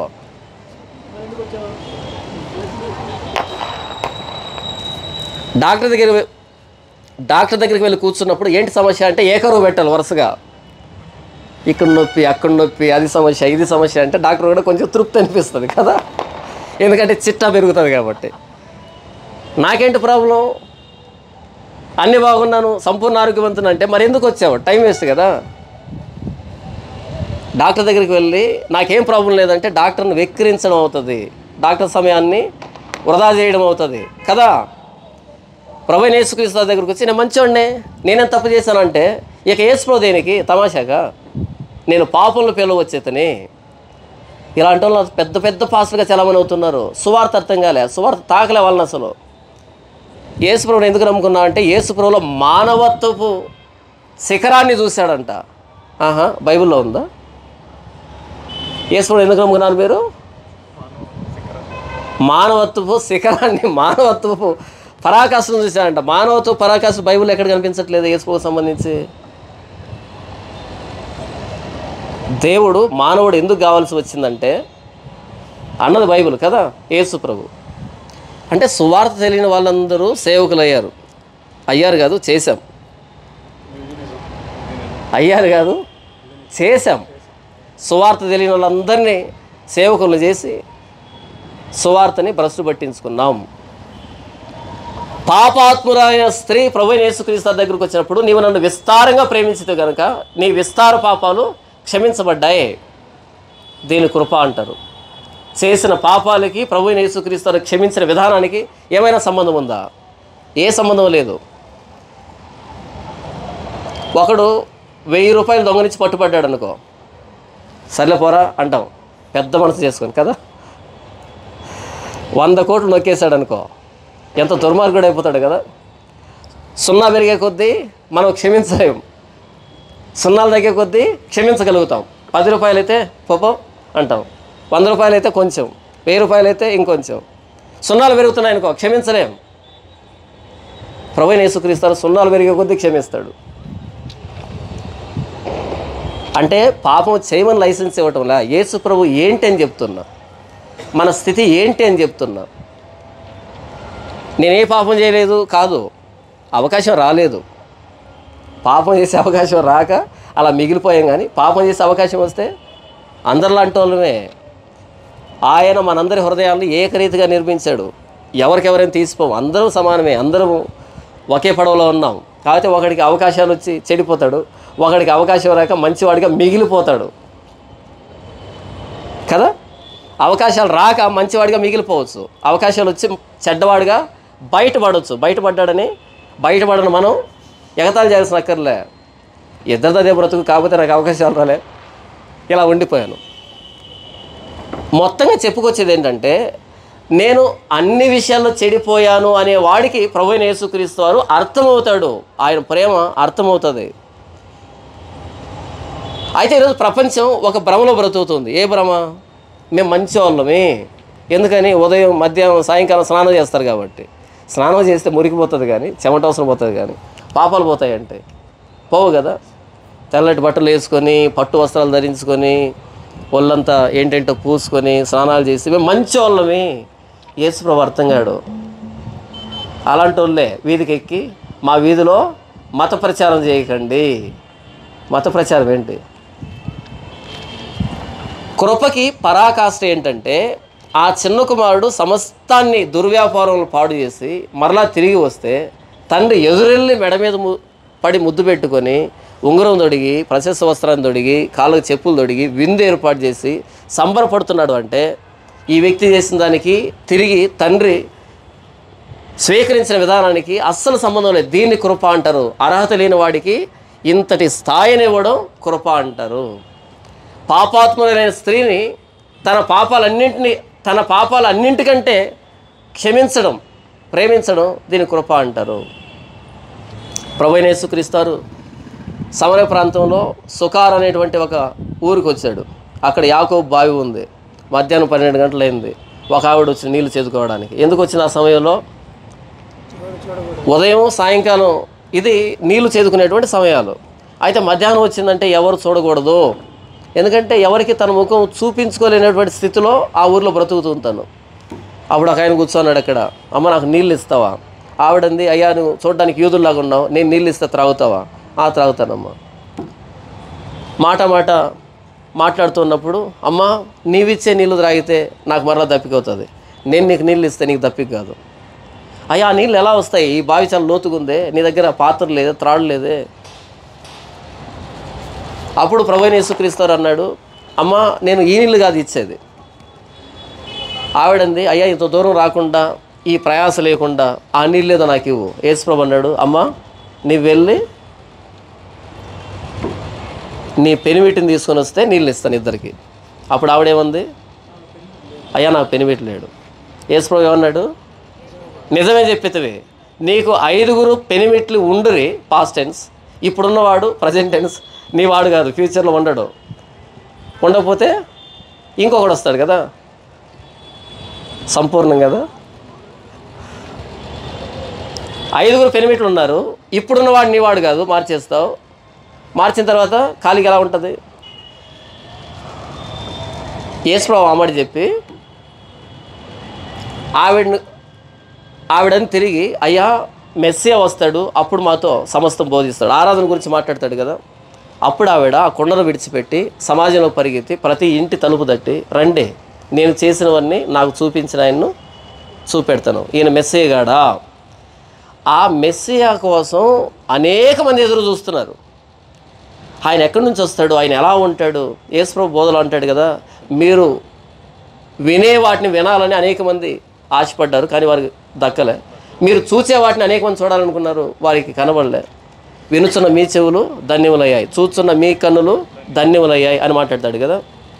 ఈ మెస్సియా కోసం దివారాత్రములు కనిపెట్టుకుని ఉన్నారని అపోస్తలుడైన పౌలు మాట్లాడితే అపోస్తలుల కార్యంలో. ఆ మెస్సియా కోసం ఎదురు చూస్తున్నారు, ఆయన ఎలా ఉంటాడు, ఎక్కడి నుంచి వస్తాడు, ఆయన ఏం చేస్తాడని. ఆయన ఎవరు ప్రత్యక్షమయ్యాడు? వచ్చి 5 పెనిమిట్లు ఉండి 6వ వాడితో కాపురం చేస్తున్నటువంటి, అసలు తన సొంత ఊరిలో తలెత్తుకోవడానికి ఇబ్బంది పడేటువంటి ఆవిడకు ప్రత్యక్షమవుతాడని ఎవరైనా ఊహించగలరా? ఆ ఆనందములో పరిగెత్తింది సమాజంలోనికి. నేను చేసినవన్నీ నాతో చెప్పినవన్నీ చూపెడతారండి, ఈయన మెస్సియా కాడా? మెస్సియా వస్తే ఇలాంటి వాళ్ళకి ప్రత్యక్షం కావాల్సి ఉంది. నన్ను వెదకిన వారికి నేను దొరికితేనే, నా యొక్క విచారణ చేయని వారి కొరకు దినమెల్లా నా చేతులు చాపుచున్నాను. ఆ మెస్సియా వచ్చి ఎవరికి ప్రత్యక్షం కావాలంటే, దివారాత్రం ధర్మశాస్త్రాన్ని ధ్యానిస్తున్నటువంటి నిష్ట కలిగినటువంటి వాళ్ళకు ప్రత్యక్షమైతే వాళ్ళు కాళ్ళు రెగరేస్తారు. ఎస్ మేము ఎన్ని రోజులు కనిపెట్టాం, ఆయన మాకు ప్రత్యక్షమయ్యాడు. కానీ ఆయన వాళ్ళకు ప్రత్యక్షం కాలే. అసలు ఏమాత్రం ఆయన గురించి పట్టించుకున్నటువంటి, జీవితం భ్రష్టు పట్టిపోయినటువంటి ఆవిడ ఎదురు వచ్చి నిలబడి నేనే మెస్సియాను, దీన్ని కృప అంటారు. అసలు ఆవిడ కాదు ఆయన ప్రత్యక్షం కావాల్సింది. ఇక 4వదిగా చూడండి, ఎఫెసీయులకు రాసిన పత్రిక 3వ అధ్యాయము, ఎఫెసీయులకు రాసిన పత్రిక 3వ అధ్యాయము 7వ వచనం నుంచి, దేవుడు కార్యకార్యగు తన శక్తిని బట్టి నాకు అనుగ్రహించిన కృపావరము చొప్పున నేను ఆ సువార్తకు పరిచారకుడనైతని. ఏమంటున్నాడు? నేను సువార్తకి పరిచారకుడనయ్యాను. దేన్ని బట్టి? కృపావరము. సువార్త చెప్పడం కృపావరమా? సువార్త చెప్పడం ఏంటి? కృపావరం. ఎందుకు కృప అనే మాటను ప్రయోగిస్తున్నాడు అంటే, అపోస్తలుడైన పౌలు సౌలుగా ఉన్నప్పుడు సంఘాన్ని అపరిమితంగా హింసించాడు, శిష్యుల్ని చెరసాల్లో వేశాడు, వారిని చంపించాడు. పూర్వము దోషకుణ్ణి, హానికరుణ్ణి, హింసకుణ్ణి అని మాట్లాడతాడు కదా. అలాంటి వ్యక్తిని ప్రభువైన యేసుక్రీస్తు వారు ఆ దమస్కు మార్గంలో ప్రత్యక్షమై ఏం చేయాలి? మాటలు మాట్లాడాలన్నా, సంభాషణ చేయాలన్నా, లేకపోతే చంపిపడేయాలన్నా కదా. ఆయనకు ప్రత్యక్షంగా మాట్లాడడంగా చేయవలసిందే, ప్రాణం తీసేయాలి. దాన్ని చూసినటువంటి వ్యక్తులందరూ భయపడిపోవాలి. యేసుప్రభువు ఏదైనా అంటే ఇలాంటి చావు వస్తుందేమని భయపడిపోవాలి కదా. దానికి భిన్నంగా యేసుప్రభు ప్రత్యక్షమై ఏ వ్యక్తి అయితే సంఘాన్ని అపరిమితంగా హింసించాడో అదే వ్యక్తి రాజుల ఎదుట, అన్యజనుల ఎదుట, చక్రవర్తుల ఎదుట నిలవబడి ప్రభువైన యేసుక్రీస్తు నామాన్ని భరించడానికి ఒక పాత్రగా, సాధనంగా ఆయన్నే ఏర్పాటు చేసుకోవడం అంటే కృప కాదా? సంఘాన్ని అపరిమితంగా హింసించిన వాడిని సంఘాలు కట్టేవాడినిగా ఏర్పాటు చేసుకోవడం అంటే చిన్న విషయం అనుకుంటున్నారా? ప్రభువైన యేసుక్రీస్తు వారిని ప్రకటిస్తున్నాడనే నెపంతో ఆ కారణాన్ని బట్టి స్టెఫను చావుకి సమ్మతించినటువంటి ఆ వ్యక్తిని ప్రభువైన యేసుక్రీస్తు నామం కొరకు హతసాక్షిగా మార్చడం అన్నది కృప కాదా? 180 డిగ్రీస్లో మార్పు ఇది. దీన్ని కృప అంటారు. అపోస్తలుడైన పౌలుని సౌలుగా ఉన్నప్పుడు ప్రభువైన యేసుక్రీస్తు వారు చంపాలి. చంపడానికి బదులుగా తన నామాన్ని భరించడానికి సాధనంగా ఏర్పాటు చేస్తున్నాడు. అది మాట్లాడుతున్నాడు. దేవుడు కార్యకార్యకు తన శక్తిని బట్టి నాకు అనుగ్రహించిన కృపావరము చొప్పున నేను ఆ సువార్తకు పరిచారకుడనైతిని. ప్రాణం తీయవలసిన ప్రభువైన యేసుక్రీస్తు పరిచారకునిగా నియమించాడు పౌలుని. ఈరోజు మనకి ఇవ్వబడినటువంటి కృపావరాలకి మనం బ్రతికిన బ్రతుక్కి ఏమైనా సంబంధం ఉందా?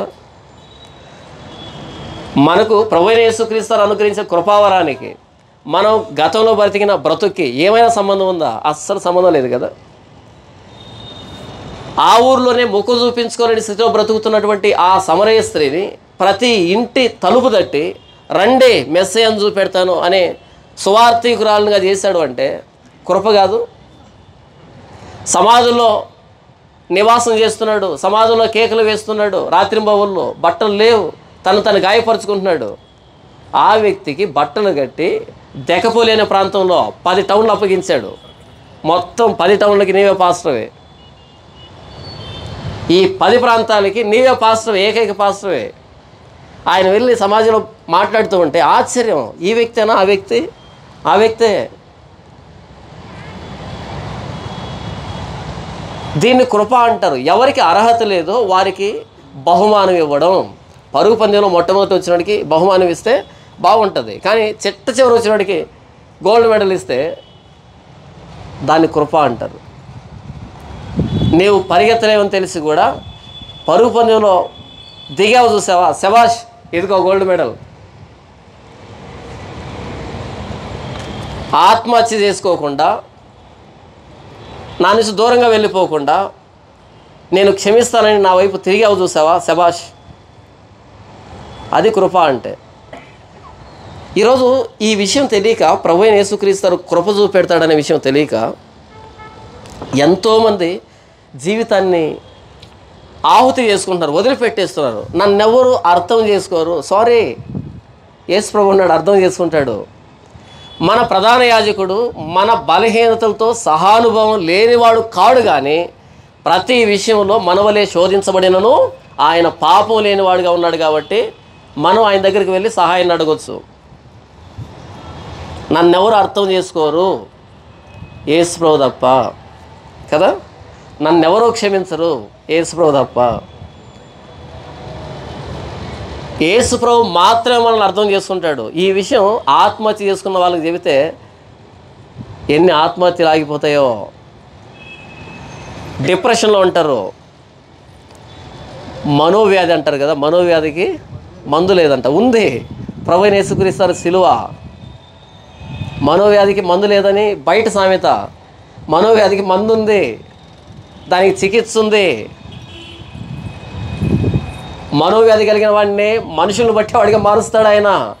దీన్ని కృప అంటాం. ఎవడైనా క్రీస్తు యేసునందున్న వాడు నూతన సృష్టిగా చేయబడతాడు. అలా మనోవ్యాధితో బాధపడే వాళ్ళందరికీ మనోధైర్యం చెప్పేవాడిగా తయారవుతాడు. ప్రభువైన యేసుక్రీస్తు మారుస్తాడు. దీన్ని కృప అని పిలుస్తారు. అపోస్తలుడైన పౌలు కొరింథీయులకు రాసిన 2వ పత్రిక 12వ అధ్యాయంలో ఒక అద్భుతమైనటువంటి సందర్భాన్ని మాట్లాడతాడు ఆయన.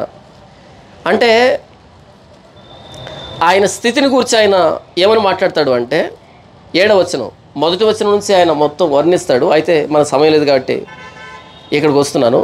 నాకు కలిగిన ప్రత్యక్షతలు బహు విశేషముగా ఉన్నందున, పౌలు గారి క్వాలిఫికేషన్లు, ఆయన గొప్పతనాలు, దేవుడు ఆయనకి ఎంత అనుగ్రహించాడు చెబితే చాలా ఉన్నాయంట. నేను అత్యధికముగా హెచ్చిపోకుండా నిమిత్తము నాకు శరీరములో ఒక ముళ్ళు అనగా నేను అత్యధికముగా హెచ్చిపోకుండా నిమిత్తము నన్ను నలగొట్టుటకు సాతాను యొక్క దూతగా ఉంచబడిను. ఆయన శరీరంలో ముళ్ళు, మరి అదేంటో తెలియదు. శరీరంలో ముళ్ళు అంటే రోగం కావచ్చు బహుశా. ఇక్కడ ముళ్ళు అని ఉంది కదా, ఒరిజినల్ లాంగ్వేజ్లో చూస్తే బల్లెం అని ఉంటుంది. ఇక్కడ ముళ్ళు అని ఉంది. ముళ్ళు అని కానీ చిన్నది అనుకున్నాను, చిన్నది కాదు, బల్లెం. నా శరీరంలో బల్లెం. ఇది ఏ పోలిక అంటే, ఈ మధ్య యూట్యూబ్ పుణ్యమా అని కొన్ని ఆఫ్రికా ప్రాంతాల్లో వాళ్ళు ఎలా వేటాడతారు అనేటువంటి అవి చూస్తున్నాం మనం. ఆ ట్రైబల్స్ ఎలా వేటాడతారు, ఆ జింకల్ని, అడవి పందుల్ని, ఆ కుందేలని అది చూస్తున్నాం. వాళ్ళు ఎలా వేటాడుతున్నారు అంటే, అల్లంత దూరంలో ఒక జింక ఉంది, ఆ విల్లు తీసుకొని బలంగా కొడితే ఇటువైపు ఇటువైపు వచ్చింది విల్లు, ఇటువైపు దూరింది, ఇటువైపుకి వచ్చింది. ఇటువైపు సగం ఉంటే అటువైపు సగం ఉంది. అది పరిగెత్తేదానికి ప్రయత్నం చేస్తుంది. ఎంత దూరం పరిగెడుతుంది అంటారు? ఇటువైపు నుంచి దిగబడి అటువైపుకు విల్లు వస్తే పరిగెడుతుంది కాదనిలే. ఎంత దూరం పరిగెడుతుంది, ఎంత వేగంగా పరిగెడుతుంది? వస్తాయా కాళ్ళు? గుండె లోపల నుంచి దిగబడి వెళ్ళింది కదా, అవయవాలని చీల్చుకుంటూ వెళ్ళింది కదా. పరిగెత్తాలని ఆశ, ప్రాణం దక్కించుకోవాలని, పరిగెత్తితే ఇంకా ఎక్కువ తొందరగా చనిపోతుంది, రక్తస్రావం జరిగి కదా. అలా ఒక్కో అడుగు వేసేటప్పుడు దాన్ని అడగాలి, ఎలా ఉంది నీకని. ఒక్కో అడుగు వేసేటప్పుడు ఆ బల్యాన్ని, ఆ విల్లుని, బల్యం కాదు కదా, విల్లు అంటే చిన్నదే కదా, బల్యం చాలా పెద్దది కదా, దాన్ని శరీరంలో పెట్టుకొని ఒక్క అడుగు వేసేటప్పుడు దాన్ని అడగాలి. ప్రాణం పోయిన దానికంటే దారుణంగా ఉంది ఈ స్థితి అని అడుగుతుంది కదా, అని చెప్తుంది కదా. ఇక్కడ బల్యం అనే పదం వాడబడింది. అపోస్తలుడైన పౌలు ఆయన జీవితం ఎలాగుందంటే, ఒక జింక శరీరంలో విల్లు కాదు బల్యం దిగబడితే ఎలాగుంటుందో, ఆ బల్యాన్ని పెట్టుకొని ఎలా అడుగులు వేస్తే ఇక నా వల్ల కాదు ఇంకో అడుగు వేయలేను అనే స్థితి ఉంటుందో, నా పరిస్థితి అది అంటున్నాడు. ముళ్ళు అని కానీ చిన్న ముళ్ళు అనుకున్నారు, చిన్న ముళ్ళు కాదు, బల్యం.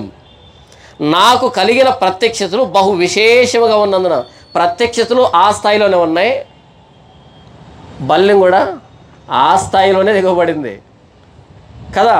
అన్ని ప్రత్యక్షతలు ఉన్నవాడికి ఇంత చిన్న ముళ్ళు దిగబడితే పెద్ద విశేషమా? అలా తుడిపేసుకోడు.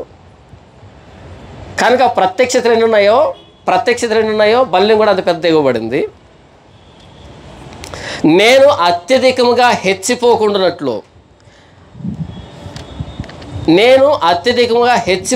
నిమిత్తము నాకు శరీరంలో ఒక ముళ్ళు, నేను అత్యధికముగా హెచ్చిపోకుండా నిమిత్తము నన్ను నలగొట్టుటకు సాతాను యొక్క దూతగా ఉంచబడిను. నలగొట్టడానికి అపోస్తలుడైన పౌలుని ప్రభువైన యేసుక్రీస్తు నలగొట్టాడు. నలగొట్టేదానికే ముళ్ళును అనుగ్రహించాడు. ఆయన నలగొట్టడానికి, ఎప్పుడు కంట్రోల్లో పెట్టడానికి ప్రతినిత్యం ప్రభువైన యేసుక్రీస్తు పాదాలు పట్టుకుంటే కానీ మరో క్షణం గడవదు అనే స్థాయికి తీసుకొచ్చాడు. బల్యం దిగబడినటువంటి జింక ఒక అడుగు తీసి అడుగు వేయడానికి ప్రాణం పోతుంది. అలాగే అపోస్తలుడైన పౌలు అన్ని ప్రత్యక్షతలు ఉన్నా సరే ఎలాంటి స్థితికి వచ్చాడంటే, యేసు ప్రభువా నీవు నడిపించకపోతే ఒక్క అడుగు కూడా వేయలేను. అదేంటి పౌలు, నువ్వు మైక్ తీసుకుంటే మామూలుగా ఉండదు, నీకెందుకు సిద్ధపాటు? వరే నాయన, ఇది బయట కనిపించేటువంటి రూపం నాయన, కానీ ఆయన పాదాలు పట్టుకోకపోతే, ఆయన దగ్గర సాగిలు పడకపోతే ఒక్క మాట కూడా రాదు గొంతులో నుంచి కదా. ఏం చేయలేము యేసుప్రభు సాయం లేకపోతే, యేసుప్రభు కృప లేకపోతే, దేవుని సాయం లేకపోతే ఏం చేయలేము, ఒక్క అడుగు ముందుకు వేయలేము. అర్థం చేసుకున్నవాడు, అర్థం కానివాడు నేను అది చేస్తాను ఇది చేస్తాను, ఇంటర్నెట్ ఓపెన్ చేసి ఆ కథ ఈ కథ తీసుకొని వడ్డీ వాచి. ఈరోజు ప్రభువైన యేసుక్రీస్తు మీద ఆధారపడి ప్రసంగాలు చేసేవాళ్ళు లేరు, ఇంటర్నెట్ మీద ఆధారపడి ప్రసంగాలు చేసేవాళ్ళు వచ్చారు. టీవీ 9 టీవీ 5 ఏదైనా న్యూస్ వస్తే వెంటనే అది చర్చలోకి వచ్చేస్తుంది.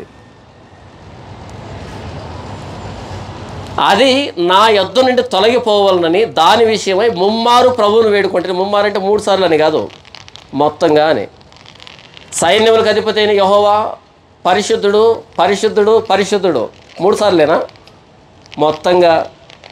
ఇక్కడ ముమ్మారు వేడుకున్నాడు అంటే మొత్తంగా వేడుకున్నాడు. 3 సార్లు అడిగాడు. అటువైపు సమాధానం చూడండి. అందుకు నా కృప నీకు చాలును. ఇదేనా సమాధానం? పౌలు ప్రార్థన చేస్తే ముమ్మారు వేడుకుంటే, ప్రభువా ఈ ముళ్ళు తీసేయి, బల్యాన్ని తీసేయి అని అడిగితే అటువైపున సమాధానం ఏంటంట, నా కృప నీకు చాలు. ముళ్ళు తీయడంట, బల్యాన్ని తీయడంట, కృపనిస్తాడంట. ఏంటి ఆ కృప? బలహీనత యందు నా శక్తి పరిపూర్ణమగుచున్నదని ఆయన నాతో చెప్పెను. కాగా క్రీస్తు శక్తి, ఈయన శక్తి కాదు, క్రీస్తు శక్తి నా మీద నిలిచి ఉండు నిమిత్తము విశేషముగా నా బలహీనతల యందే బహు సంతోషముగా అతిశయపడుతున్నాను. మనకు బలహీనత వస్తే కృంగిపోతాం కదా. పౌలు అంటున్నాడు, నేను బలహీనతలో సంతోషిస్తున్నాను. ఎందుకో తెలుసా? అప్పుడు నా శక్తికి మించి క్రీస్తు శక్తి నన్ను నడిపిస్తుంది. మన శక్తి మనల్ని నడిపించడం విశేషమా? క్రీస్తు శక్తి మనల్ని నడిపించడం విశేషమా? క్రీస్తు శక్తి మనల్ని నడిపించడమే కృప అంటే. నా కృప నీకు చాలును, బలహీనత యందు నా శక్తి పరిపూర్ణమగుచున్నది. బలహీనతలో ఇక నా వల్ల కాదు, అయిపోయింది, అప్పుడు క్రీస్తు శక్తి మనల్ని నడిపిస్తుంది. కాగా క్రీస్తు శక్తి నా మీద నిలిచి ఉండే నిమిత్తము విశేషముగా బలహీనతల యందే బహు సంతోషముగా అతిశయపడుతున్నాను. బలహీనతల్లో అతిశయపడుతున్నాడు. కారణం ఏంటంటే ఇప్పుడు క్రీస్తు శక్తి నన్ను నడిపిస్తుంది. నేను నడవలేను, కానీ క్రీస్తు నన్ను నడిపిస్తాడు.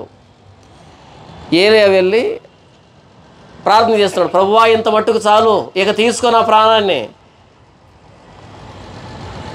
ఏలియా కొంచెం చూపు పక్క తిప్పు అన్నాడు. పక్క తిప్పితే ఏమున్నాయి ఇక్కడ? రొట్టె, నీళ్ళు. ఏం చేయాలంటే అవి తిని 40 రోజుల ప్రయాణం. నీ శక్తికి మించిన ప్రయాణం, నీ శక్తికి మించిన పరిచర్య. ప్రాణం తీసుకో అన్నవాడికి శక్తికి మించిన పరిచర్యను పెట్టాడు. ఏంటి ఆ 4 రొట్టెలు తింటే 40 రోజులు ప్రయాణం చేయొచ్చా? చేయొచ్చు. ఆయన ఇచ్చే రొట్టెలు అలాగే ఉంటాయి. 4 రొట్టెలు అయినా సరే 40 రోజులు ప్రయాణం చేసినా సరే శక్తి అయిపోదు. దీని కృప అంటున్నాడు అపోస్తలుడైన పౌలు. నా బలహీనతల్లో క్రీస్తు శక్తి నా మీద నిలవబడుతుంది కాబట్టి, నన్ను నడిపిస్తుంది కాబట్టి నేను బలహీనతల్లో సంతోషపడతా. మీరు చూడండి, క్రైస్తవ చరిత్రను మార్చిన వాళ్ళు ఎవరంటే శ్రమల్లో మునిగిపోయిన వాళ్ళు, శ్రమల్లో మగ్గిపోయిన వాళ్ళు, విపరీతమైన బాధలు అనుభవించిన వాళ్ళు. వాళ్ళ వల్లే మిరాకిల్ జరిగాయి. మనం ఏం మాట్లాడతాం? దేవుని మహాకృప వల్ల ఈ మూడు అంతస్తులు కట్టుకున్నానని అంటాం. నీ వల్ల ఏమీ జరగదు. యేసుప్రభు నమ్ముకున్నానండి, నా పెద్ద కొడుక్కి అమెరికాలో ఉద్యోగం వచ్చింది, చిన్న కూతురికి ఆస్ట్రేలియాలో పెళ్ళి ఖరారైంది. నీ వల్ల ఏమీ జరగదు, నీ వల్ల ఏ ఉపయోగం ఉండదు అంటే తప్పని చెప్పట్లే నేను, అలా అనొద్దని చెప్పట్లే నేను. ఒకవేళ దేవుడు ఆశీర్వదిస్తే మంచిది కాదనిలే. కానీ క్రైస్తవ చరిత్ర మీరు చూస్తే శ్రమల్లో పరిమళించిన వాళ్ళు ఉన్నారు. దావీదు రాసిన 73 కీర్తనలు ఎక్కడి నుంచి వచ్చాయి? శ్రమల్లో నుంచి వచ్చాయి. యోబు గ్రంథం మీరు చూడండి, ఎక్కడి నుంచి వచ్చింది యోబు గ్రంథం? ఆయన గోక్కోవడానికి గోర్లు లేక చెల్ల పెంకులు తీసుకొని బూడిదలో కూర్చున్నాడంట, అక్కడి నుంచి వచ్చింది యోబు గ్రంథం. చరిత్రను మార్చిన వాళ్ళు ఎవరంటే శ్రమల్లో మగ్గిపోయిన వాళ్ళు. ఎందుకంటే ఆ శ్రమల్లో వారిని నడిపించింది క్రీస్తు శక్తి. అక్కడి నుంచి వస్తుంది ఆరాధన, అక్కడి నుంచి వస్తుంది ప్రేమ. అరే ఇది నా శక్తి కాదే, నా ఘనత కాదే, నేను అతిశయపడడానికి వీలు లేదే, నేను ఇంతగా చెడిపోతే దేవుడు నన్ను ఇంతగా ప్రేమిస్తాడా? అక్కడి నుంచి ఆరాధన భావం తన్నుకొని వస్తుంది. మనకు ఆరాధన ఎప్పుడు వస్తుంది? లాటరీ తగిలినప్పుడు, కేసు గెలిచినప్పుడు, రోగం పోయినప్పుడు కదా. గతంలో మనం బ్రతికిన బ్రతుకుని ఒకసారి జ్ఞాపకం తెచ్చుకుంటే ప్రభువైన యేసుక్రీస్తు మనకి ఇచ్చిన రక్షణను రెండు పక్కపక్కన పెట్టి చూస్తే అక్కడి నుంచి కదా ప్రేమ పొంగుకొస్తుంది. విశేషముగా నా బలహీనతల యందే బహు సంతోషముగా అతిశయపడుతున్నాను అని అంటున్నాడు అపోస్తలుడైన పౌలు. మనం బలహీనతలో ఎందుకు అతిశయపడటం లేదంటే ఆ బలహీనతలో క్రీస్తు శక్తిని ఆశ్రయించటం లేదు కాబట్టి. మనం బలహీనమైతే అప్పుడు క్రీస్తు శక్తిని మనం అనుభవిస్తే కృప అంటే ఏంటో తెలుస్తుంది మనకి. చార్లెస్ కౌమన్ అని ఎడారిలో సెలయేర్లు అనే పుస్తకాన్ని రాసింది. భర్తని చావు పడక మీద పడుకోబెట్టి ఆయనకు సపర్యలు చేస్తూ చావు పడక మీద ఆ మంచం దగ్గర కూర్చొని రాసింది ఎడారిలో సెలయేర్లు అనేటువంటి పుస్తకం. అంత శ్రమలో ఆవిడంటది కన్నీళ్ళు లేకపోతే ఆదరణ అనే దానికి అర్థం ఏంటి అని అడుగుతుంది. కన్నీళ్ళు లేకపోతే ఆదరణ అనే దానికి అర్థం ఏంటి అని అడుగుతుంది. మన కన్నీళ్ళు రాకుండా ఆదరణ కావాలి. కన్నీళ్ళు వస్తే దాన్ని వాటిని తుడిస్తే అది ఆదరణ. సమాధి లేకపోతే పునరుద్ధానం అనే దానికి అర్థం ఏంటి అని అడుగుతుంది. పునరుద్ధానం కావాలంటే ఏం జరగాలి? మొదట సమాధి ఉండాలి కదా. సమాధులు లేకపోతే పునరుద్ధానం ఎలా అని అడుగుతుంది. ఎక్కడి నుంచి వచ్చింది ఆవిడికి? ఎక్కడి నుంచి అంటే ఆ భర్తని మరణ పడక మీద పడుకోబెట్టి అక్కడ క్రీస్తు ఆవిడ నడిపిస్తూ ఉంటే అక్కడి నుంచి వచ్చాయి ఆ మాటలన్నీ. ఎడారిలో సెలయేర్లు, మీ విజయవాడలో ఉంటుంది బుక్ స్టోర్, వెళ్ళి తీసుకోండి. ఒక్కో రోజు ఒక్కో వచనాన్ని వివరిస్తుంది. సావు పడక మీద పెట్టి భర్తని ఆ బాధలో నుంచి రాసినటువంటి పుస్తకం అది. ఒకవేళ భర్తకి ఆ పరిస్థితి రాకపోయి ఉంటే క్రీస్తు అలా ఓదారుస్తాడని, క్రీస్తు అలా నడిపిస్తాడని, దేవుడు అలా కృపను అనుగ్రహిస్తాడని ఆవిడ కూడా తెలియదు. కాబట్టి బలహీనతల్లో అతిశయపడడం నేర్చుకుందాం. క్రీస్తు శక్తిని ఆశ్రయిద్దాం. ఎఫెసీయులకు రాసిన పత్రిక 2వ అధ్యాయం. ఎఫెసీయులకు రాసిన పత్రిక 2వ అధ్యాయము. ఎఫెసీయులకు రాసిన పత్రిక 2వ అధ్యాయం 8-9 వచనాలు. మీరు విశ్వాసము ద్వారా కృపచేతనే రక్షింపబడి ఉన్నారు. మనకు రక్షణ ఎలా వచ్చింది? కృప ద్వారా. ఉచితమైనటువంటి బహుమానం ఇది. కృపచేతనే రక్షించబడి ఉన్నారు. ఇది మీ వలన కలిగినది కాదు, దేవుని వరమే. నేను రక్షించబడ్డాను అంటే నేనేదో మంచోనని కాదు, దేవుని వరం అంతే. నన్ను క్షమించడానికి యోగ్యుని కాదు, నన్ను ఇంతవరకు ఉంచడానికి యోగ్యుని కాదు, ఇక మీదట ఉంచడానికి యోగ్యుని కాదు, దేనికి యోగ్యుని కాదు. ఉచితంగా వరం. వరం అంటారు దీన్ని. మనం పాత సినిమాలు చూస్తే వరం కోసం దేవుణ్ణి తపస్సు చేస్తారు కదా. వరం అంటే అది కాదు, ఇది వరం అంటే. అక్కడ తపస్సు చేస్తే దేవుడు ప్రత్యక్షం అవుతాడు. దేవుడికి ముందు సైడ్ క్యారెక్టర్లు కూడా ప్రత్యక్షం అవుతారు కదా, డ్యాన్స్ వేసుకుంటూ. మనం తపస్సు చేయలే, మనం వెతకలే సువార్తనే. సువార్త మనల్ని వెతికింది. ప్రభువైన యేసుక్రీస్తు అపోస్తుల్ని సర్వలోకానికి, సర్వ సృష్టికి పంపించాడు. అందులో తోమ భారతదేశానికి వచ్చాడు.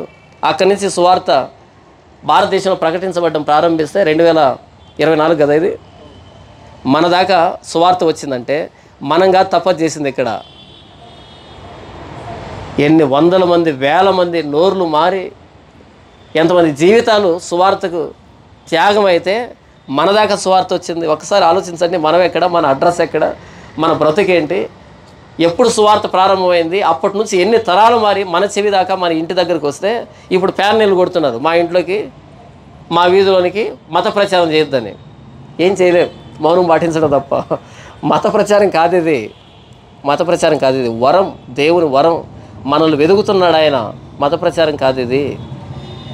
మీరు విశ్వాసం ద్వారా కృపచేతనే రక్షించబడి ఉన్నారు. ఇది మీ వలన కలిగినది కాదు, దేవుని వరమే.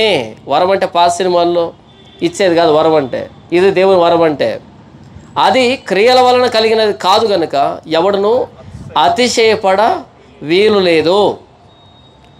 మనం చేసిన క్రియలను బట్టి కలిగినటువంటి రక్షణ కాదు ఇది. ప్రభువైన యేసుక్రీస్తు శిలువలో కార్చినటువంటి రక్తాన్ని బట్టి, ఆయన అనుభవించినటువంటి శ్రమను బట్టి కలిగినటువంటి రక్షణ ఇది. యాత్రికుని ప్రయాణం అని ఒక పుస్తకం ఉంది. అందులో జాన్ బన్యన్ కృప అంటే ఏంటి అన్నదాన్ని అద్భుతంగా వర్ణిస్తాడు, వివరిస్తాడు అర్థమయ్యేటువంటి భాషలో. కృప అంటే ఏంటి అంటే ఒక దర్శనం కనిపిస్తుంది జాన్ బన్యన్కి. ఆయన పరలోక ప్రయాణం చేస్తూ ఉన్నప్పుడు ఒకచోట పెద్ద గోడ ఉంటుంది. ఆ గోడ మండుతూ ఉంటుంది. ఆ గోడ మండుతూ ఉంటుంది కదా. ఇటువైపు ఒక వ్యక్తి నిలబడి బకెట్తో పెట్రోల్ తీసుకొని ఆ గోడకేసి కొడుతూ ఉంటాడు. అది ఇంకా ఇంకా మండుతూ ఉంటుంది. అలా ఆ గోడ దగ్గరికి వచ్చి అలా గోడ దాటితే అటువైపు ఇంకో వ్యక్తి బకెట్ తీసుకొని ఎక్కడైతే పెట్రోల్ పడుతుందో అటువైపు నుంచి నీళ్లు తీసుకొని అటువైపు నుంచి కొడుతూ ఉంటాడు. అడుగుతాడు, ఏంటి దీని అర్థం, దీని భావం ఏంటి అని అడిగితే ఆ దూతని చెబుతాడు, ఈ గోడ మానవ హృదయం. మానవ హృదయం. ఈ మంట శోధన, పాపం, లోకం. ఇటువైపు బకెట్తో ఈ తైలాన్ని కొడుతున్నాడే ఈ వ్యక్తి అపవాది.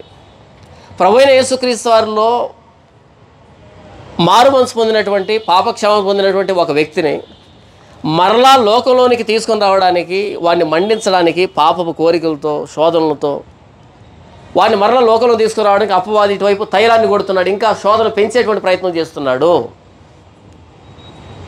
క్షమించండి, నేను తప్పు చెప్పాను. ఇటువైపు నుంచి నీళ్లు కొడుతూ ఉంటాడు. ఎవరు? అపవాది. ఆ వెలిగించబడినటువంటి ఆ మానవ హృదయాన్ని ఆర్పడానికి నీళ్లు కొడుతూ ఉంటాడు.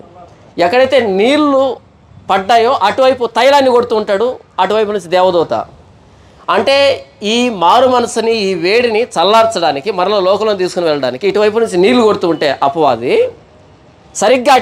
సరిగ్గా అటువైపు దేవుడు తైలాన్ని కొట్టేదానికి ఒక వ్యక్తిని నియమించాడు. మనం ఈ ముందు భాగాన్ని చూస్తే నిరాశ వస్తుంది. అపవాది మనల్ని లోకంలో తీసుకుని వెళ్తున్నాడు, మనల్ని చల్లారుస్తున్నాడు, మనం అయిపోతున్నాం, పడిపోతున్నామని. రెండవ కోణాన్ని చూస్తే ఎక్కడ నీళ్ళు పడ్డాయో, ఎన్ని నీళ్ళు పడ్డాయో దానికి సమానమైనటువంటి తైలం పడుతూ ఉంది. ఎంత ఆర్పిందో అంత రెట్టింపు మంట మండించేటట్టుగా దేవుడు మనకు సహాయం చేస్తున్నాడు. అందుకనే నేను ఇంతవరకు నిలవబడ్డాను, మీరు కూడా ఇంతవరకు నిలవబడ్డారు. ప్రభువైన యేసుక్రీస్తు మనల్ని రక్షించాడు కదా. రక్షించినప్పటి నుంచి మన యుద్ధం ప్రకటించబడుతుంది. మరలా మనల్ని లోకంలోకి లాగడానికి, పాపంలోనికి లాగడానికి, ఒకవేళ పాపంలో పడితే అక్కడే మనల్ని నిలవబెట్టడానికి, పాపాన్ని ఆస్వాదించడానికి. అయితే ప్రభువైన యేసుక్రీస్తు అపవాది ఎంత మనల్ని శోధిస్తూ ఉందో, ఎంత లాగుతూ ఉందో దానికి సమానమైనటువంటి బలముతో ఇటువైపు మనల్ని వెలిగించడానికి చూస్తూ ఉన్నాడు. అప్పుడు చెప్తాడు, ఆ తైలం ఏంటి అంటే కృప. ఆ తైలం పేరేంటి? కృప. ఇటువైపు నీళ్ళు ఏంటి? అపవాది శోధనలు కానీ, పాపాలు కానీ, శ్రమలు కానీ, నిందలు కానీ, ఇవి.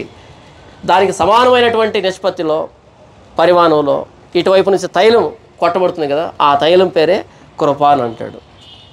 ఇంతవరకు నేను నిలబడి ఉండడానికి నా శక్తి, నా భక్తి కారణం కాదు. ఇంతవరకు మీరు నిలబడి ఉండడానికి మీ శక్తి, భక్తి కారణం కాదు. కేవలం ప్రభువైన యేసుక్రీస్తు వారు కృపను అనుగ్రహిస్తున్నాడు కాబట్టి నేను నిలబడి ఉన్నాను, మీరు నిలబడి ఉన్నాం. కేవలం ప్రభువైన యేసుక్రీస్తు వారు శిలువలో కృప చూపించాడు కాబట్టే మనం ప్రభువైన యేసుక్రీస్తు వారిని అంగీకరించాం. మన ప్రతి బలహీనతలో ప్రభువైన యేసుక్రీస్తు వారి కృప మన యందు బయలుపరచబడుతుంది కాబట్టే మనం ఇంకా నిలిచి ఉన్నాం. ఆ రోజు సమరయ స్త్రీ దగ్గరికి ప్రభువైన యేసుక్రీస్తు వారు వచ్చి ఆవిడికి ఆ జీవజలాన్ని ఇవ్వడానికి ఆవిడికి ఏం అర్హత ఉందని, ఆ పాపాత్ములైన స్త్రీ విస్తారమైన పాపాలను క్షమించడానికి ఆవిడకి ఏ అర్హత ఉంది? సమాధిలో కేకలు వేస్తున్నటువంటి తను గాయపరుచుకుంటున్నటువంటి ఆ వ్యక్తితో ప్రభువైన యేసుక్రీస్తు వారికి ఏ అవసరం ఉందని ఆ వ్యక్తిని స్వస్థచిత్తునిగా చేసి సువార్థికునిగా మార్చాడు. తప్పిపోయి తిరిగి వచ్చినటువంటి ఆ చిన్న కుమారుణ్ణి అంతగా గణపరచడానికి, అంతటి స్థాయినివ్వడానికి, విందు చేయడానికి, సంబరాలు చేయడానికి ఏ అర్హత ఉంది ఆ వ్యక్తి దగ్గర? ఈ లోకంలో పడి అన్ని విధాలు చెడిపోయినటువంటి నన్ను, నిన్ను ప్రభువైన యేసుక్రీస్తు వారు శిలువలో ప్రాణం పెట్టేంతగా ప్రేమించడానికి ఏముందని మన దగ్గర? కేవలం కృప మాత్రమే. కృప అంటే అర్హత లేని వాడికి దేవుడు అనుగ్రహించేటువంటి బహుమానము. అర్హత లేని వాడికి దేవుడు అనుగ్రహించేటువంటి బహుమానము. ఇప్పుడు విలాప వాక్యములు 3వ అధ్యాయము 21, 22 చూద్దాం. నేను దీన్ని జ్ఞాపకం చేసుకునగా నాకు ఆశ పుట్టుచున్నది. ఏదో జ్ఞాపకం వచ్చింది ఆయన శ్రమలో. అప్పుడు ఆయనకు ఆశ చిగురించింది. ఏంటదంటే యెహోవా కృపగలవాడు. మన దేవుడు ఎవరు? కృపగలిగిన వాడు. కాబట్టి చివరి శ్వాస ఆగేంత వరకు కృప నిలిచి ఉంది. ధైర్యాన్ని విడిచిపెట్టాల్సిన అక్కర్లేదు, నిరీక్షణ విడిచిపెట్టాల్సిన అక్కర్లేదు. పరువు పోయిందనో, లేకపోతే రోగం వచ్చిందనో, ఏది పోయినా ఏది ఉన్నా సరే, మొత్తం ప్రపంచం అంతా గాండ్రించి ముఖం మీద ఉమ్మి వేసినా సరే మన దేవుడు కృప కలిగినోడు. మోషే ధర్మశాస్త్రాన్ని ఇస్తే ప్రభువైన యేసుక్రీస్తు వారు కృపను, సత్యాన్ని తీసుకొని వచ్చాడు. మొదటి అధ్యాయం యోహాను సువార్త 17వ వచనం. ధర్మశాస్త్రాన్ని మోషే తీసుకొచ్చాడు. ధర్మశాస్త్రం ఏం చెప్తుంది? కృప కాదు, కంటి కన్ను, పంటికి పన్ను, ప్రాణానికి ప్రాణం కదా. మరి ప్రభువైన యేసుక్రీస్తు వారు మీ చేతులు చేసిన పాపానికి ఆయన చేతుల్లో మేకులు కొట్టించుకున్నాడు. మీరు గుండెల్లో ఆలోచించిన పాపానికి ఆయన గుండెల్లో బల్లెంపోడు. మీరు కాళ్ళతో నడిచినప్పుడు పాపపు నడకలకి ఆయన కాళ్ళలో మేకులు. మీ తలలో చేసినటువంటి పాపాలకి ఆయన తలలో ముళ్ళ కిరీటం. మొత్తంగా మనకు ప్రత్యామ్నాయంగా ఆయన శిలువ మీద ప్రాణం పెట్టాడు. కృప. ప్రభువైన యేసుక్రీస్తు వారు కృపకి నిలువెత్తు రూపము. ప్రభువైన యేసుక్రీస్తు వారు చెప్పినటువంటి ఆ ఉపమానంలో ఆ తండ్రి, పరలోకపు తండ్రి, దేవుడు లోకమును ఎంతో ప్రేమించను కాగా తన అద్వితీయ కుమారునిగా పుట్టిన వాని విశ్వాసం ఉంచు ప్రతివాడు. విశ్వాసమే పెట్టుబడి, నమ్మడమే. ఆయన నా కోసం ప్రాణం పెట్టాడని నమ్మడమే విశ్వాసం. ఆయన నమ్మితే నా పాపాలు క్షమించబడతాయి అనడమే విశ్వాసం. విశ్వాసం అనే పెట్టుబడి పెడితే అటువైపు నుంచి మనకు దేవుడు ఏమిస్తాడంట? నశింపక నిత్య జీవం పొందినట్లు ఆయనను మనకు అనుగ్రహించను. మనం నమ్మడానికి ఆయన శిలువలో ప్రాణం పెట్టాడు. శిలువలో ప్రాణం పెట్టి అడుగుతున్నాడు, నన్ను నమ్ము, నీకు పరలోకాన్ని ఇస్తాను, నీకు నిత్య జీవితాన్ని ఇస్తాను, నూతన సృష్టిగా చేస్తాను. ఇది నీ క్రియల వల్ల జరిగేది కాదు, ఉచితమైనటువంటి కృప, దేవుని వరం. దీన్ని బట్టి మనం ప్రభువైన యేసుక్రీస్తుని మనం మరణించేంత వరకు దివారాత్రం స్తుతించిన, ఆరాధించిన, గణపరిచిన ఆ రుణం తీరక అట్లుండవలసిందే. ఎందుకంటే పాపాత్ములు అయిన మనల్ని ప్రాణం పెట్టేంతగా ప్రేమించడం అంటే మనకు అర్థం కాదు. దాన్ని ఎంత స్తుతించినా తీరదు. దీన్ని భక్తుడు అంటున్నాడు, యెహోవా కృప కలిగిన వాడు, ఆయనకు దినదినము నూతనముగా వాత్సల్యత పుట్టుచున్నది. ఈరోజు క్రైస్తవులు కూడా చాలామంది డిప్రెషన్లో ఉన్నారు. బయట వాళ్ళంటే చెప్పనక్కర్లేదు. వాళ్ళందరి చెవిలో పడాల్సిన విషయం ఏంటంటే మన దేవుడు కృప కలిగిన వాడు. శిలువలో ప్రాణం పెట్టిన ప్రభువైన యేసుక్రీస్తు వారు ప్రతి సమస్యను అర్థం చేస్తుంటాడు, ప్రతి పరిస్థితిని అర్థం చేస్తుంటాడు, ప్రతి మన శ్రమను అర్థం చేస్తుంటాడు. ఎందుకంటే మన కోసం ప్రాణం పెట్టినవాడు. మనల్ని ఎలా చూస్తున్నాడు అంటే తప్పిపోయి తిరిగి వచ్చినట్టుగా, చనిపోయి బ్రతికినట్టుగా చూస్తున్నాడు. శాస్త్రులు పరిశీలన చూసినట్టుగా చూడటం ఆయన. చనిపోయిన కుమారుడు తిరిగి బ్రతికి వస్తే ఎలా చూస్తున్నాడు ఒక తండ్రి, అలా చూస్తున్నాడు. అంతకంటే ఎక్కువ చూస్తున్నాడు ప్రభువైన యేసుక్రీస్తు శిలువలో ప్రాణం పెట్టడం ద్వారా. కాబట్టి కృప ఏం కోరుకుంటుందంటే మీరు తిరిగి వస్తే మీకు కృపను ఇస్తాను. మనం తిరగడమే తరువాయి మనకు కృప అనుగ్రహించబడుతుంది. అయితే మనం తీర్మానం చేసుకోవాలి, తండ్రి నేను పాపం చేశాను. మనం తిరిగితే ఆయన కృపను అనుగ్రహిస్తాడు. తిరగకపోతే నరకానికి వెళ్ళిపోతాం. దాన్ని మారు మనసు అంటారు. మారు మనసు అంటే మరో మనసు, అటు వెళ్ళడం కాకుండా ఇటువైపు రావాలని. అలా మారు మనసు పొందడానికి హేతువు ప్రభువైన యేసుక్రీస్తు శిలువ. ఇంకెక్కడ మారు మనసు రాదు. కేవలం ప్రభువైన యేసుక్రీస్తు శిలువ ప్రకటించబడినప్పుడే మారు మనసు వస్తుంది. కాబట్టి ఇక్కడ కూర్చున్నట్టు మనలో కానీ ఈ వాక్యం వింటున్నటువంటి ఎవరైనా సరే, వాళ్ళు ఎలాంటి స్థితిలో ఉన్నా సరే, ఆ తప్పిపోయిన కుమారుడి కంటే హీనమైన స్థితిలో ఉండొచ్చు గాక, పాపాత్ములైన స్త్రీ కంటే ఇంకా హీనమైన స్థితిలో ఉండొచ్చు గాక, ఆ సమరయ స్త్రీ కంటే ఇంకా దారుణంగా బ్రతుకుతూ ఉండొచ్చు గాక, ఆ సమాధంలో కేకలు వేస్తున్నటువంటి వ్యక్తి కంటే ఇంకా నీచంగా బ్రతుకుతూ ఉండొచ్చు గాక. ప్రభువైన యేసుక్రీస్తు వీరందరినీ నూతన సృష్టిగా మార్చాడు. ఇది దేవుని కృప. ఆ ప్రభువైన యేసుక్రీస్తు వారి సువార్త మన దాకా వచ్చింది, మన కఠిన హృదయాన్ని మార్చింది. ఇది దేవుని వరం. ప్రభువైన యేసుక్రీస్తు వారు పాపులమైన మనల్ని ప్రాణం పెట్టేంతగా ప్రేమించాడు. ఈ విషయం యిర్మీయాకు అర్థమైనప్పుడు నాకు నూతనముగా ఆశ పుట్టుచున్నది, యెహోవా కృప కలిగిన వాడు. ఆ కృపకు నిలువెత్తు రూపం ప్రభువైన యేసుక్రీస్తు వారు. దేవుడి వాక్యాన్ని దీవించును గాక. ఆమేన్. అందరూ మోకరిద్దాం, కళ్ళు మూసుకుందాం.